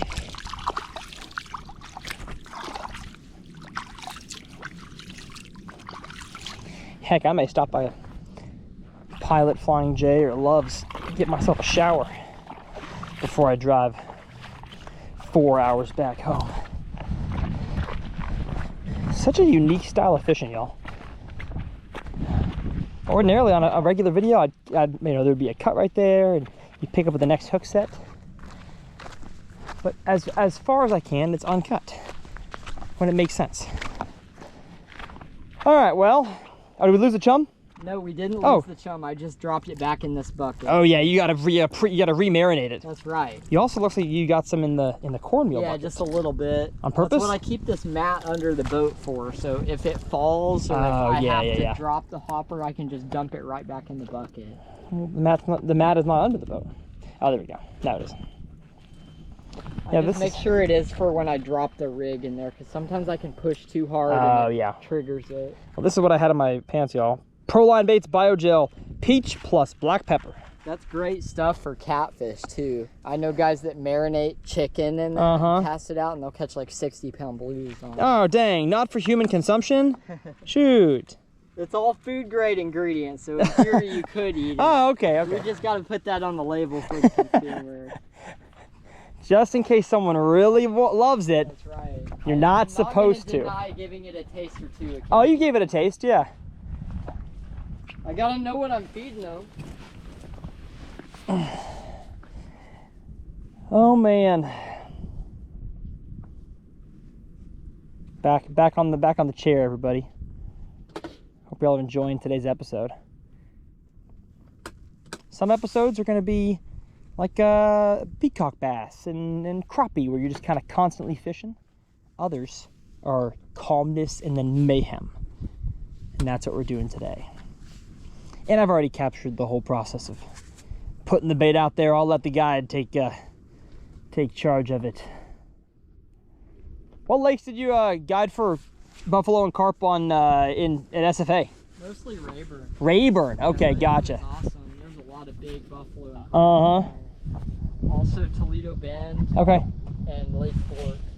Rayburn, Toledo Bend, and Fork. It's almost like the best bass lakes are also the best lakes just for fishing in general. And I think the main thing with that is the buffalo and carp spawn a lot, so they can get overpopulated very easily. Okay. There's lakes with a lot of big predators like big bass. Yep. You know, up north it would be like walleye, pike, muskie kind of thing, are going to grow your bigger carp because you're limiting the number of them that are reproducing. I gotcha.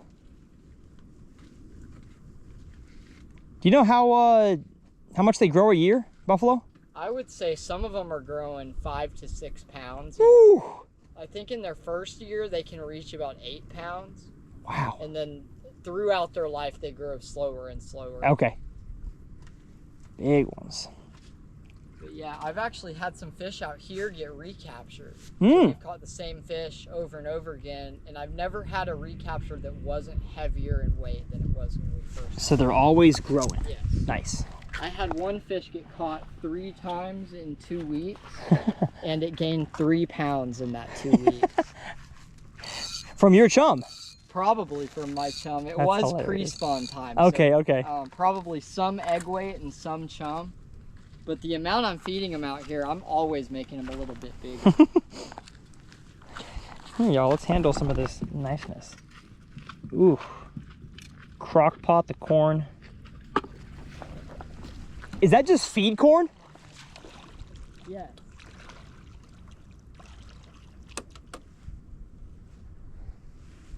Feed corn from Buc-ee's.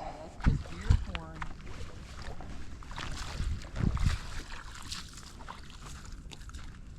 Set it down a little bit too hard. I lost my back hopper. Oh no. It's fine.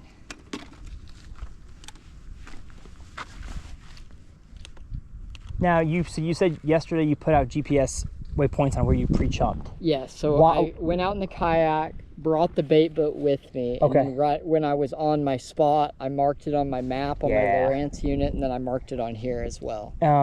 But did you just drop a whole bucket of that stuff, or? I dropped 3 buckets. Oh my gosh. Yeah. Goodness gracious. So 3 buckets of corn, and then I dropped some more boilies as well. Okay. Just to get them kind of feeding on the flavors that I'm fishing today. Got it. Okay.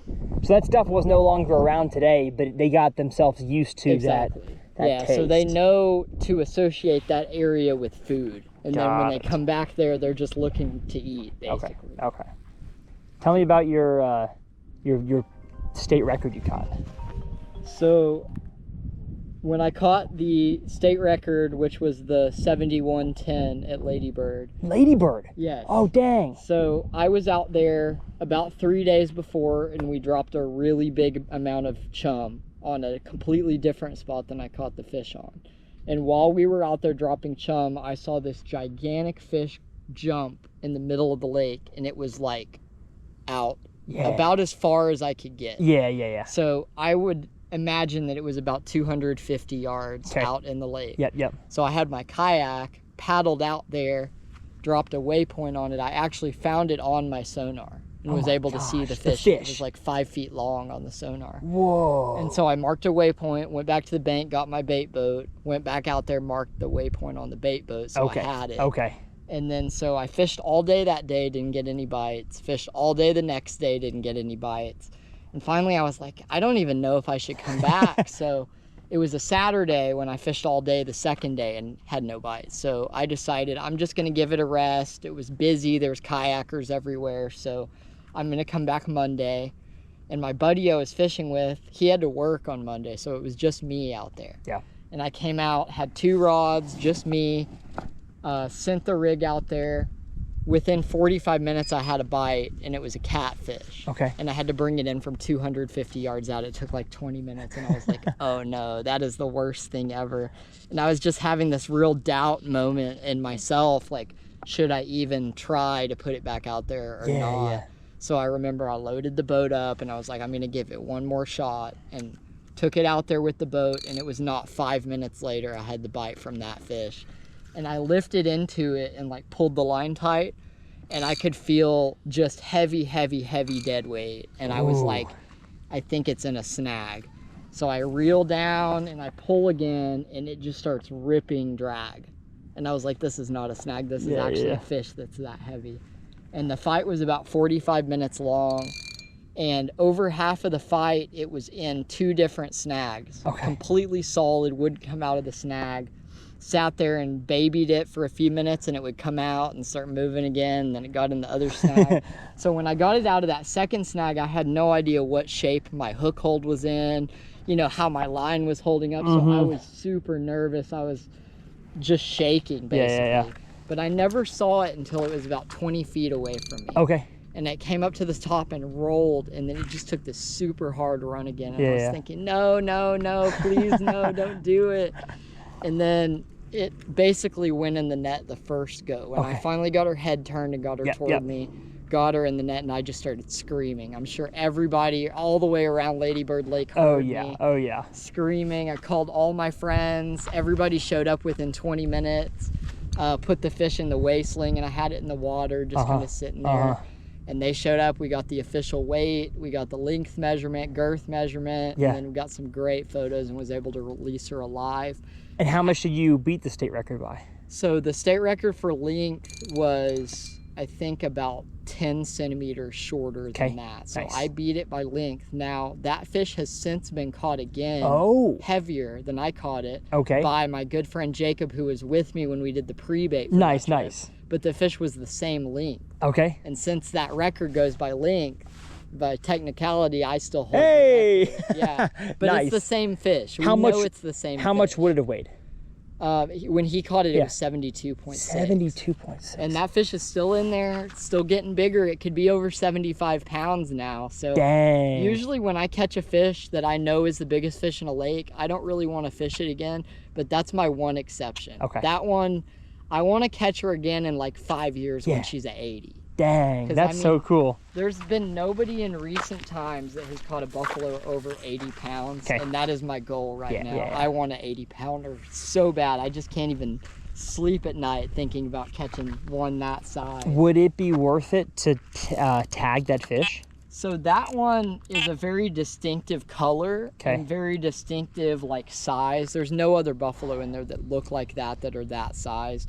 So we know that one is that fish. We call it Star. That's what I named her. But I would love to, if I were to recapture that fish, to put a tag in it, just to have that 100% confidence that's that fish. I just meant a geolocation tag. Oh, that would be wonderful.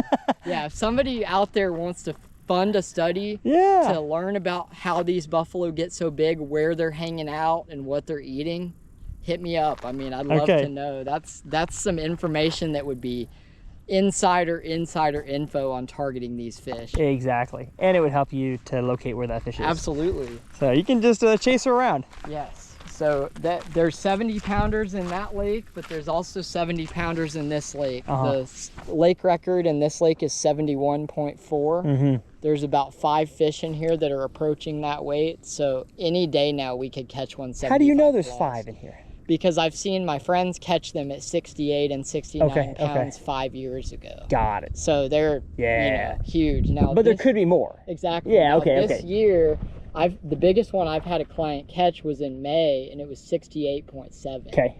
So that's, you know. Yeah. If they're eating the amount of bait I think they're eating out there when I'm chumming them, just one visit to my baited area could make them from a 68 to a 70 pound. For sure. So, I mean. Well, what a dang cool story. I'm learning so much about carp fishing and buffalo fishing and kind of gaining a new respect for these types of fish. But while we're waiting for the next bite, I'm going to do, I wouldn't even call it a Q&A, but look at some of y'all's comments from the alligator gar episode. And I said for y'all to give me some recommendations as to what fish to catch next. So that's also the ask for this video, is to comment what kind of multi-species action you want to see me go for, whether it's close to home in Texas or, again, this is part of my business now. So if you want me to get a plane flight and I can write it off to go somewhere overseas or just across the states, let me know. It's like as soon as I start talking the landscaping or these cicadas, all of a sudden start having a party out here. And I'm trying to get my account up. There it is, Uncut Fishing Adventures. Thank you all so much for 1,000 subscribers, by the way. Super cool to get that after just one video. Let's see what we got here. See what we got here. Y'all, I'm grateful that he has the tent, because it would be so hot if we were sitting in the sun this whole time. Let's say go for wipers. Wipers are just like a hybrid white bass mixture, right? Yeah. Hybrid striped bass and white bass. Striped bass and white bass are wipers. That would be fun. Go for some wipers. Let's see. Got to get with Angler Up, Brant, and Pensacola from Saltwater Surf. I will check out his channel. That would be cool. Very fun. Collab with Fanatic. I do know him. He goes after my crazy exotic fish, though, like in those weird Florida. I'm not going to discount that. I may go to Florida and catch some, whatever. You seen those, like, those farms? It's just like a square pond, and they have exotic fish. Yeah, Arapimas and stuff. One of my clients is the manager of that pond. Oh, really? Yeah. Oh, dang, okay. That's a super cool bucket list experience for me. I would love to go. Oh, dang, maybe we'll go out there together. Yeah. That'd be fun. Gonna definitely make a trip sometime in the next year. Okay, sick. Some Arapima in ponds. I'd rather catch them native in Brazil, but... Definitely. Walleye, yes, I had planned on doing a walleye episode to start the channel, but it didn't pan out. Let's see here.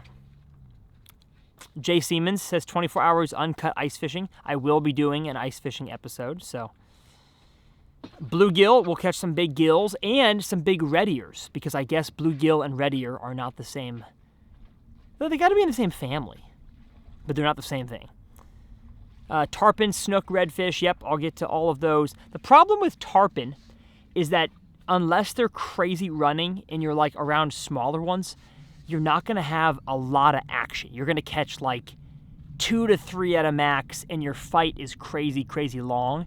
Now, maybe y'all would watch a crazy long fight. I guess we'll see from the analytics today, because some of these fights are, 5+ minutes long. But tarpon, I caught a 150-pound tarpon in Florida back in March, and dude, the fight was like an hour. So that's a long time to not really have a whole lot happen after the initial run. Want to see catfish and blue runner. What's a blue runner? Blue runner? Saltwater fish? Yeah. Okay. No idea. Similar to a jack. Oh, it's similar to jack. Okay. I will check that out then. Rainbow trout. I'm absolutely going to be doing some fly fishing for trout.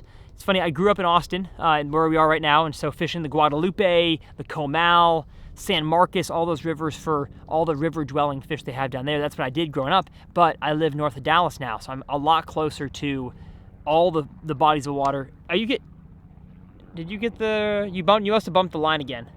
Yeah. Okay.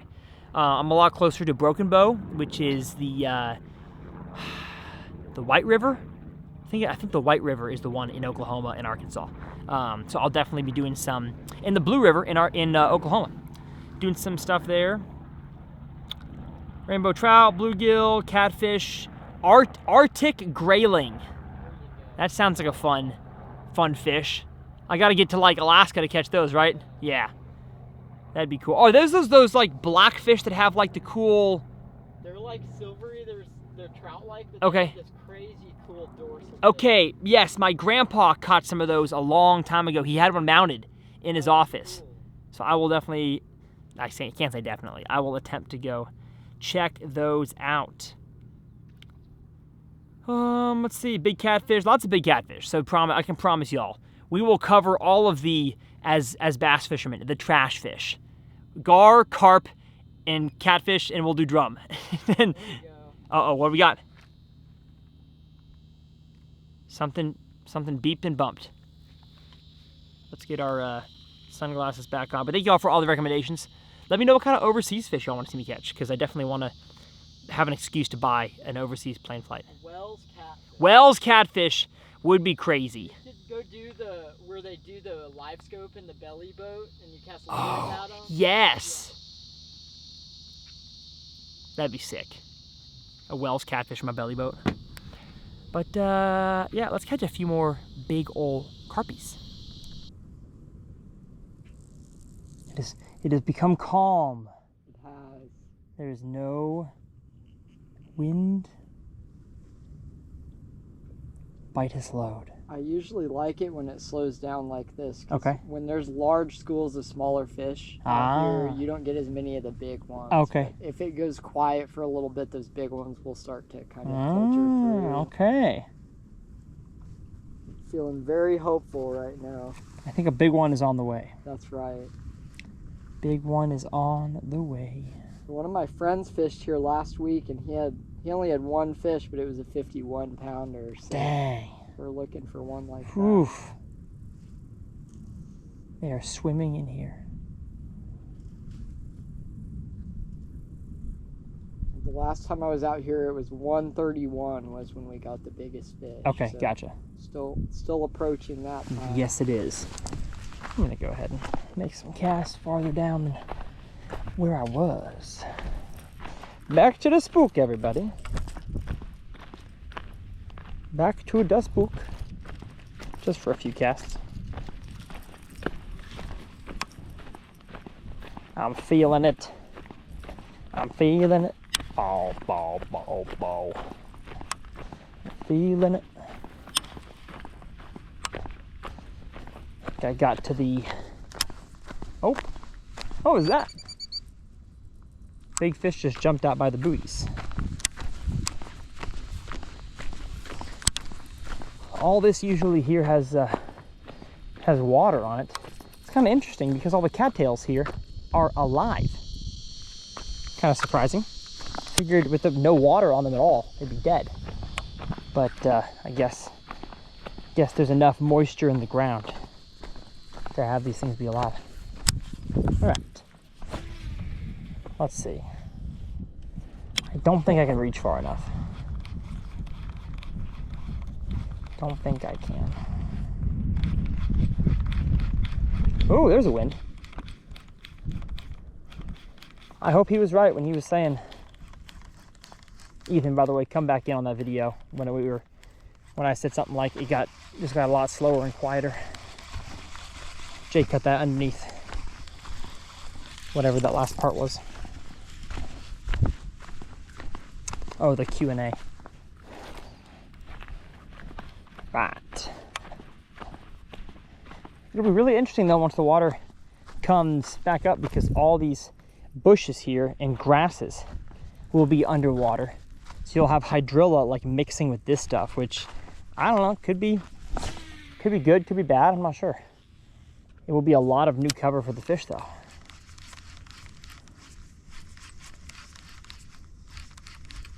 This lake will have what's called new lake effect,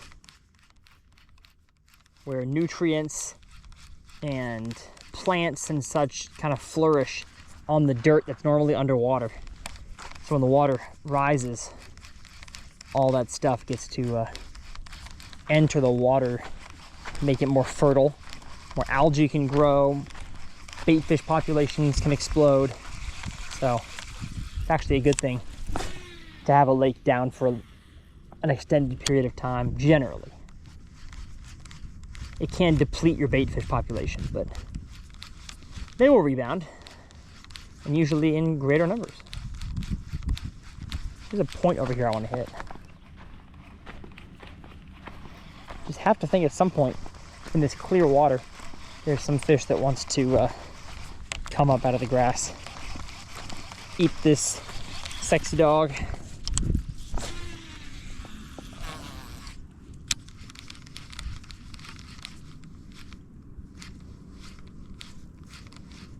Dang it, I caught my hook. It is not walking. I'll burn it in. I always, when I'm burning a topwater in that's like fouled up, I will do that. Because you never know when a fish is following it. And hey, I'll fight a fish on foul hooked terminal. At least if he gets hooked fine, he's good. There we go. They're nice. It gets pretty shallow here, I think. Not even sure if my cast is reaching any productive water.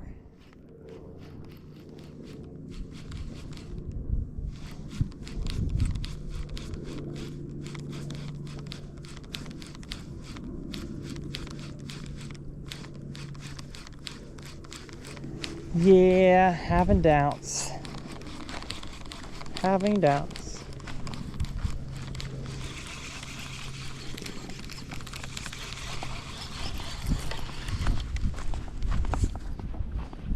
But it's worth a shot.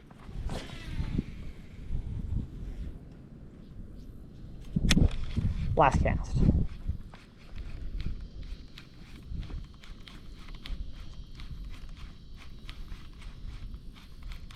They'd be up here for sure in the morning, cruising around. Especially with how many bluegill are still up shallow, but I think water's too hot. Sun is too high. These eyelidless fish are down in the depths.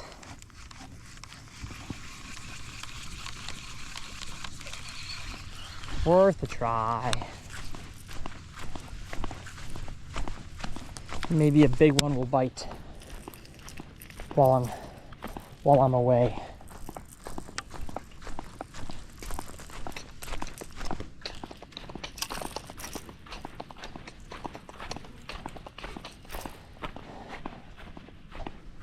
And you know what? I'm actually kind of proud of anglers. I mean, there's a few pieces of trash, but for a public shore fishing spot in outside of Austin city limits, this could be much trashier. So seems like a nice little fishing community around here.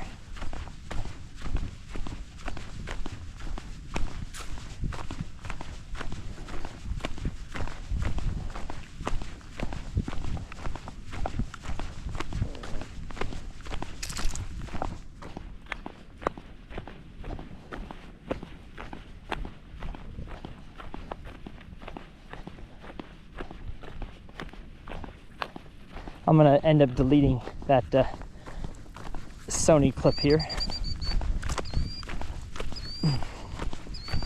Oh, hiccup. Not much confidence in the bass. I think sun is too high here. It doesn't seem to be going off. Usually they're like all around where this grass makes a point. Yeah. I've only seen like 4 or 5 today pop up over there. Yep. Stop this camera here.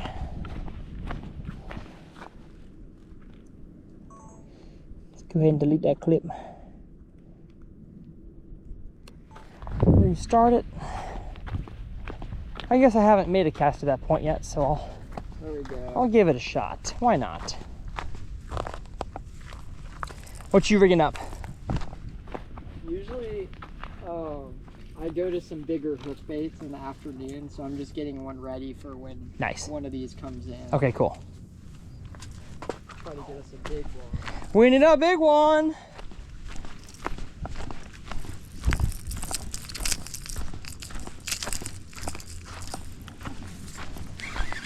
Let's see here.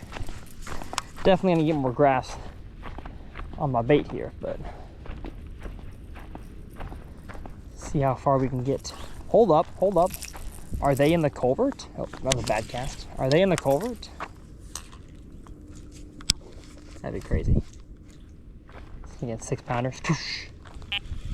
Oh, oh, oh, I heard a beep. I heard a beep. Oh, they're schooling. It was all of a 1/4 pound, I think. Boo. Uh-oh. The beeps are happening. Oh.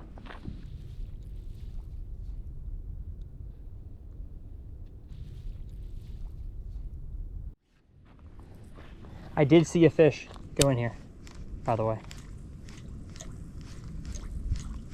I think this pipe is normally underwater. So good to know. Right here by the bank, there's a nice piece of structure. Let's see. Ooh, I just saw a fish move out of the grass. Come on. Come eat my walking bait, please. Come eat my walking bait. Ooh, I got fouled up.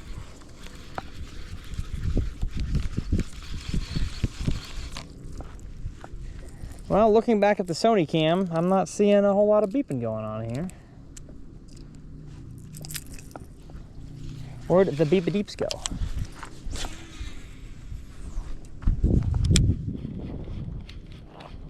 It's probably a stinking foot deep out there. Not even.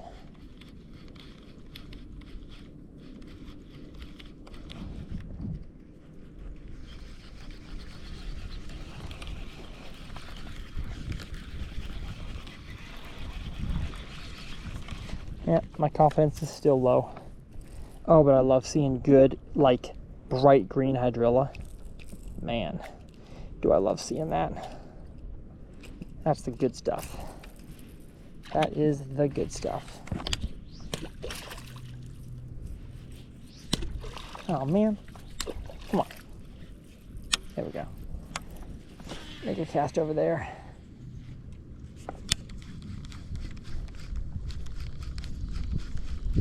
Here comes somebody into my spot. What are we doing?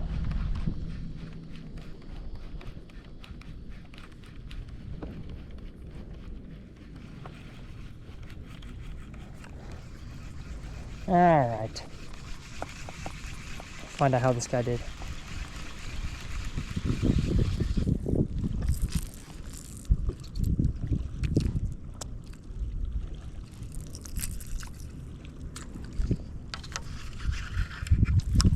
Well, how was the bite?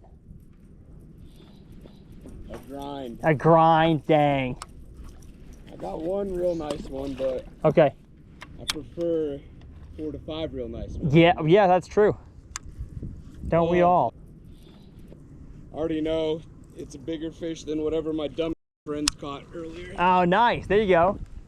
You got the win for the team. He insists on nymphing for bass. Oh, okay, yeah, sure. A real traditional approach. Oh, you are throwing the fly though. Oh yeah. Oh, nice. How big was the one you caught? Maybe 2.5, 3. Okay, nice. Not 5. Yeah, yeah. So it's not just hearsay. Yes, exactly. Well, good stuff.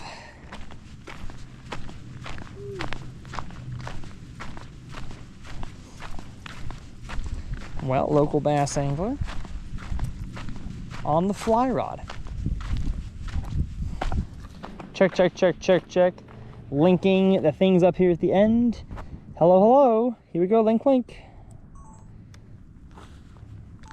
All right, we're going again right there. No, bass. Pour me another bass. Tell you what, I did not bring enough snacks.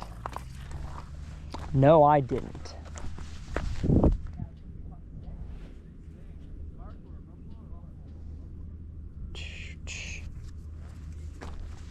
Should have brought more water and more snacks. I'm kind of feeling parched. Ooh. It's hard for me just to sit here, like I told you guys. Oh, that looks good. Yep, I like what's going on here. I like what's going on here. I like it a lot. Come on now. Come on now. Huh? These fish were, they were doing it. Come on.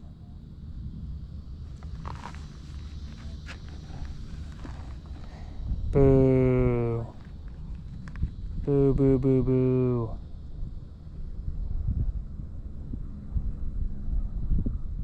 These things must be sensitive. What does a rod tip do? Ah! Oh. See, we're bumping a little bit. Rod tip is, the line looks very tight, which makes me think we've got one. It's about to start pulling.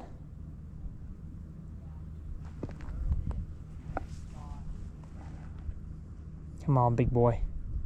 Big boy carp.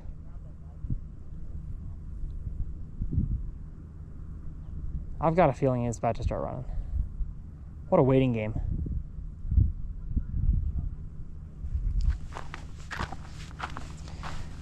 Welcome back to Uncut Fishing Adventures, where we sit here and we wait and we wait and we wait. And then we might wait some more until we hear a little bit of that, you know? Hope I didn't just mess it up. The fish was interested and now he's like, ah, what was that? Why don't I just hook myself up by my chin strap here and weigh myself? What a stinking, this is how we gotta weigh bass. Get a tripod, put them in a weigh bag. The electric Bassmaster Classic tripod. Put them on the scale, stand back. I guess that would be no different than how we currently do it. Okay, well I'm hearing no beeps now that I messed with it. Darn it. It's a bummer. I think I goofed. While I wait, let me practice my my net form.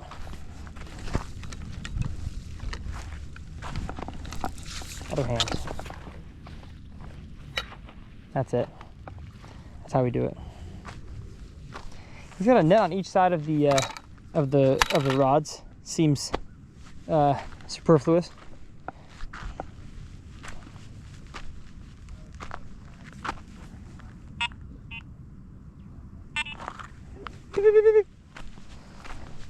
Really hoping that when I sitting down would be the good luck charm. Let's try it again. Let's try sitting down. Hope I'm keeping y'all company doing whatever you're doing.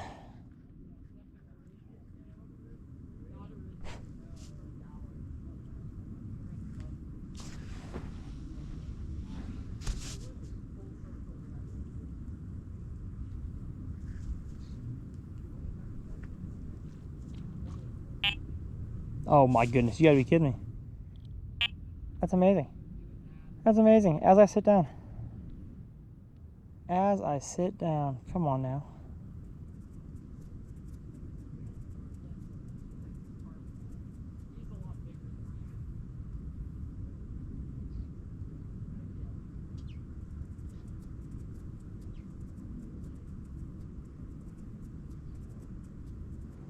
I hear one of the locals up there asking Austin about our Instagrams.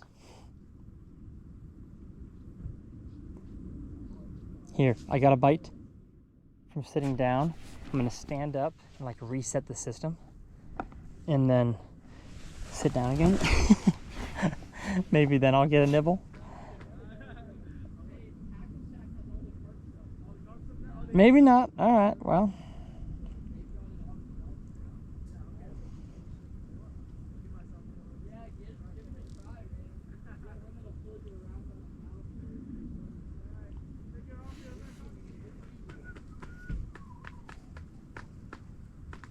Wish we had a little portable fan. That'd be nice. That would be nice.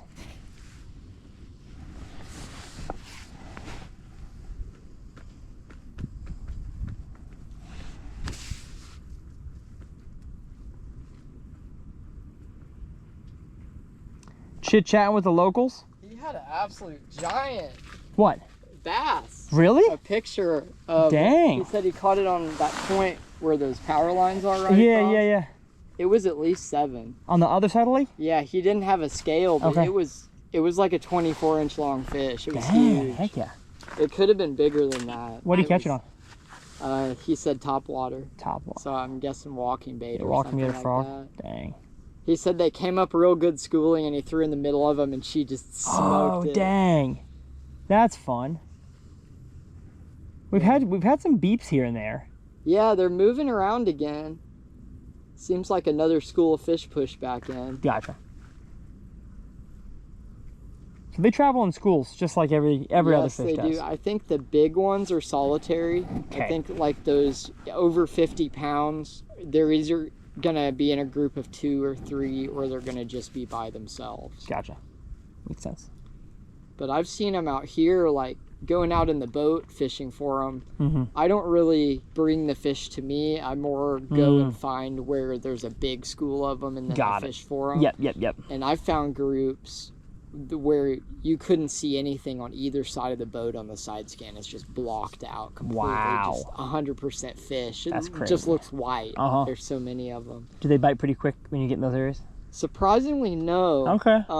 If I were to find somewhere and just throw bait immediately, it takes hours to get them on it. Gotcha. But what I'll do is I'll go graph the whole lake, find 2-3 schools that I really like, and then I'll go drop bait on that spot and come back either the next day or 2 days later. That's when I really get into them. If you get one of those big groups that's like in a defined area where they want to feed, and you get bait right there, it's just lights out. It's like, that's when we start having our 10, 15, 20 fish days. Yeah, that's cool. That's fun. I had one school out here. I had 3 months of trips I was doing in that one spot, and the school never left. Dang. Never once. And it was, so there's an old road bed that goes out there, and the spot was in about 15 feet of water, and it had asphalt down there. And I could actually see, I have an underwater camera that I dropped nice, yeah. So I saw, it's just asphalt covered in clamshell. Okay. And I knew immediately that was going to be a great spot. Yeah. And out of that 3 months, I think we had 4 fish over 60 pounds off that one spot. Wow. And just some crazy days, like that's awesome. Catching multiple fish over 40 in one day, just amazing. Nice. One of those days out there, my client wanted to fish vertical, like straight under the boat, so we anchored, and then he could look on the live scope and watch how many of them. And at one point in the day, there was 10 solid feet of fish. We were in 20 feet of water, and 10 feet of it was fish. And you couldn't see the bottom. It was just fish. Wow. All carp in Buffalo? Carp and buffalo. Wow. This lake, surprisingly, does not have a lot of common carp in it. Got it. Okay. Like, you'll catch one every now and then, but not as many as the buffalo. This is one of the few lakes I've seen that the buffalo have just taken over. I gotcha. And they're not overpopulated. Like, they're continuing to get bigger and bigger. They just do very well in here for whatever reason. Yep.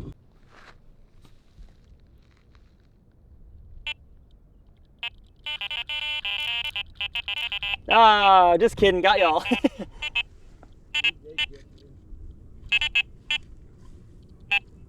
I can't get it back up. Does it keep dropping? Yeah. Oh, you might have. There Uh-oh. might actually be a fish on there. What? Because I see the line moving like out in the water. No way. Sometimes they'll do that. I've had times when I picked up to reel in at the end of the day and there was a buffalo on there. I didn't even know it. Let's see if it takes off. Okay. It's moving again. We're gonna drop a little bit of chum on top of the lines and see if we can trigger a last minute bite here in the last hour or so. Heck yeah. Because y'all, it has gotten slow. I know I just showed you the fake bites that may actually be a real bite, and there may be a fish on there, but it's not running, not taking the line, so no reason to touch it. If it's hooked, it's gonna be hooked. So we're just gonna drop more chum. Again, he's got a GPS waypoint on his boat. RC boat going out there. That's crazy. Using an RC boat to catch. Yeah. I'll redo that line. It's uncut though, huh? Y'all get to see the mistakes here. There is no way we are using an RC boat to catch giant fish. In case I need that line. There it is.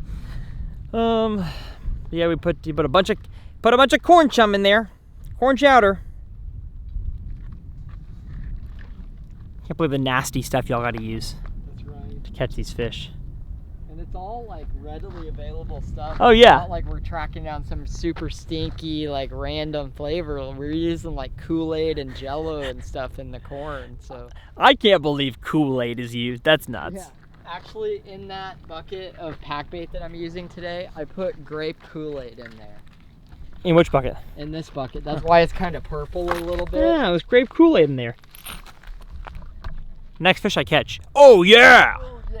I think he's on there. Oh, crap. Jake catch the next fish.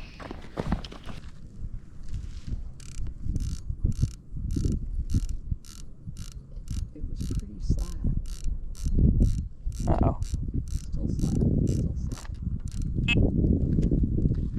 Oh, Watch it for a sec. so you got the slack in to see if he... Okay. Yeah, just so we can get direct bite indication. I gotcha. Just in case if he, you know, ran into the line or something like that. I just took all the slack out, so now we are direct connection. I kind of feel like he might be hooked though. Okay. He doesn't know it yet. So he's not moving right now. He's just chilling. Yeah. Okay. If he is hooked, yeah.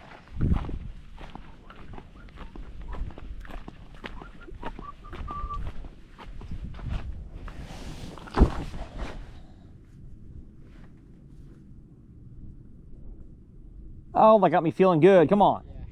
Real hopeful.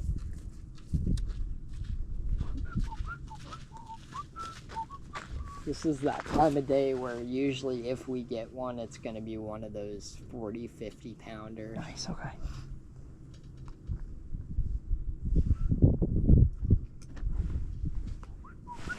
I've had 3 trips now this year where we just out of the blue caught a 60 in the very end of the day. Dang.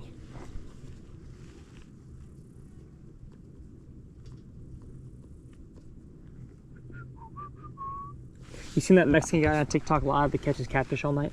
Oh yeah, definitely. I tune in on his live sometimes. He's at the James River in Yes. Virginia. Dude's hilarious. He catches them too. I know. Like, I know that they're loaded with blues out there. Yeah. Yeah, he catches them. That'd be a cool guy to fish with. Oh, for sure. Because everybody recognizes him. Yep, So. yeah, totally. And he catches a lot of fish. Like the James has a lot of catfish. Exactly. So I'll probably connect with him. Yeah, that would be sick for a catfish episode. Because I've heard like Tawakoni is not what it used to be as far as like the big ones. No, I don't think so. It's either like Mississippi near Memphis or out there like Potomac. Yeah.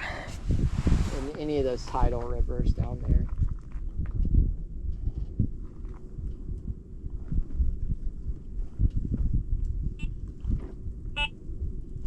Very delayed. Yeah, very delayed Noise. there.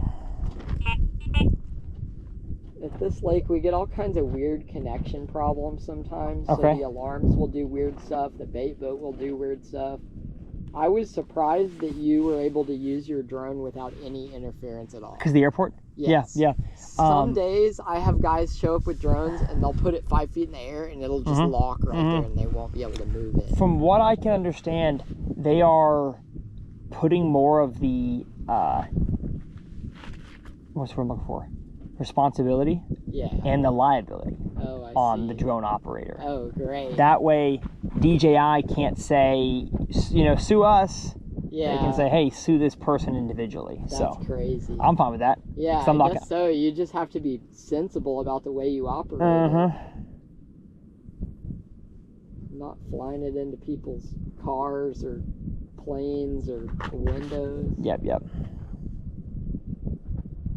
It's just so funny how everybody's got a drone now and everybody's got drone shots and all this stuff, but you can definitely tell the people who know what they're doing Yeah. from the people that don't know Absolutely. what they're doing. Yep. I'd like to say I know what I'm doing. Yeah. It looks like it at least. Been doing it a decent amount of time.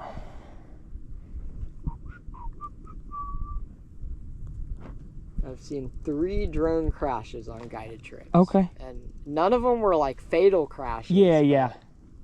They were all damaging something. Any tree hits? Yes, one of them was in a tree. We had to get it down. Did you see my drone crash at Clear Lake? Yeah. On day 2? Yeah. That was not nice. That was not nice. Oh. Oh. They're messing with both of the ones we dropped bait on. So Okay. it's time. It is time.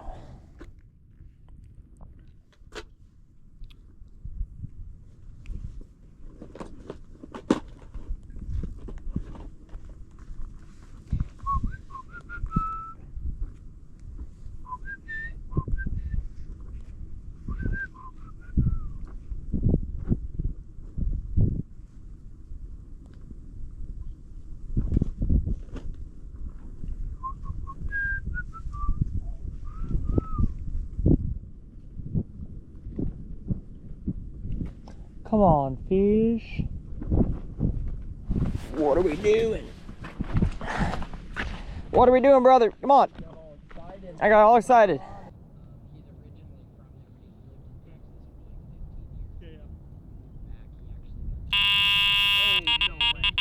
No way. Yeah, he's on there. Let's go. Sony was going.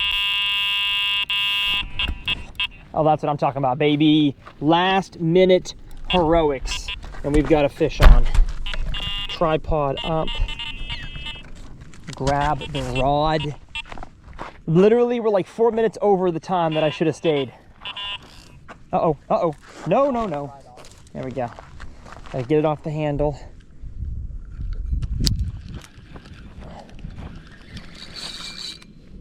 Come on. There we go! Yes, sir! Heck yeah. Come bring the tripod over here. Let's go, baby. It feels big. Oh, it's so good to feel a fish again. I bet y'all were thinking I was faking you guys out again, but indeed was not. Let me go ahead and tighten the drag a little bit. It was hot. We were talking fishing stories, having a whole lot of fun. You know how to take the camera off that tripod? Okay. This is kind of a good shot right now. Okay, cool. Oh, great. Perfect. Leave it there then. Let's go. He was telling me this is the time of the day they catch big ones, so let's hope this is a big one. If not, we have a cool fish to end it on.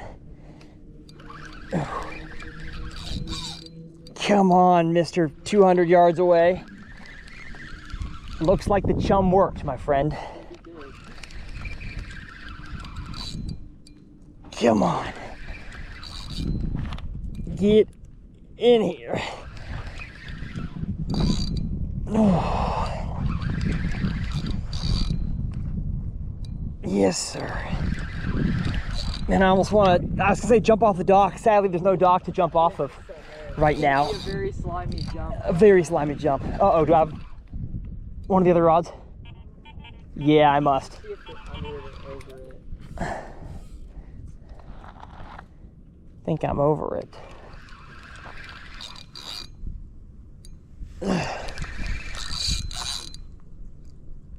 Ooh, big head shakes. Big, big, big. Big head shakes. You don't feel it on there? Oh, okay. Oh, come on. I think so.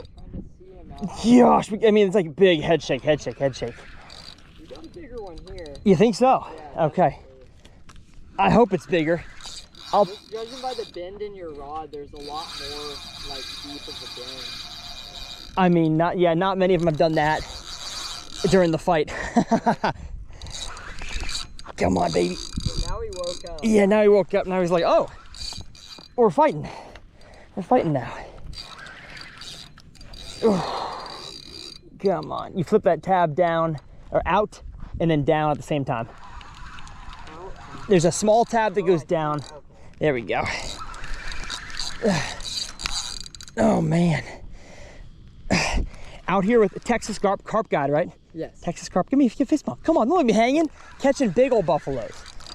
At least I assume it's a buffalo. Yes. Probably not a common. So if it's a carp, I'll get real excited because it's going to be a big one. Oh, if it's an Asian, we're taking a baseball bat to the side of its head. Get him out of here. Yeah, hopefully none of those. I don't think they've made it this far. Oh, hold up. Let me qualify that. An Asian carp.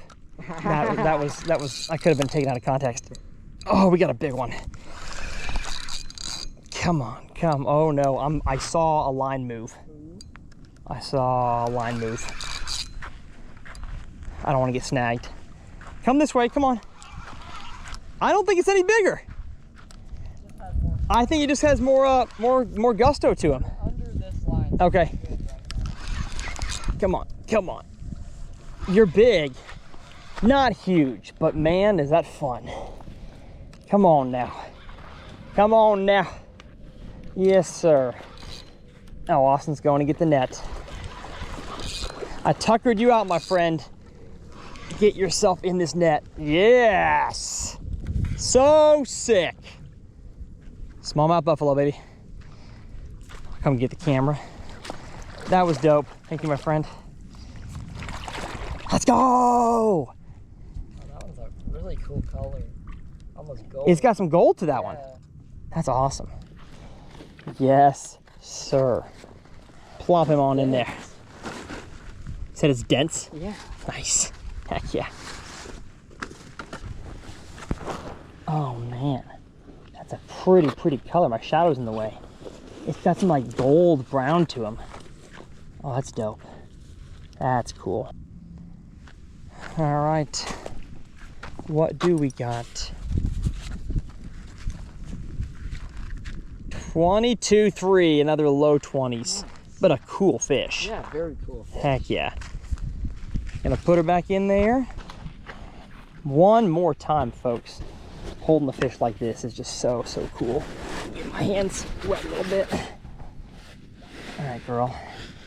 20-pound, stinking awesome fish right there. So cool. Look at that. He was saying the tail is stubby. Look at that. That's, if we're in Austin, that's Stubbs barbecue right there. That is crazy. How powerful these fish are. How cool they are. The fact that I get to do this for a living on this channel now, as a third channel, is so awesome. Let's get this girl back in the water. Maybe she'll allow me to get one cool in the water clip there. Let's see about it. Let's see about it.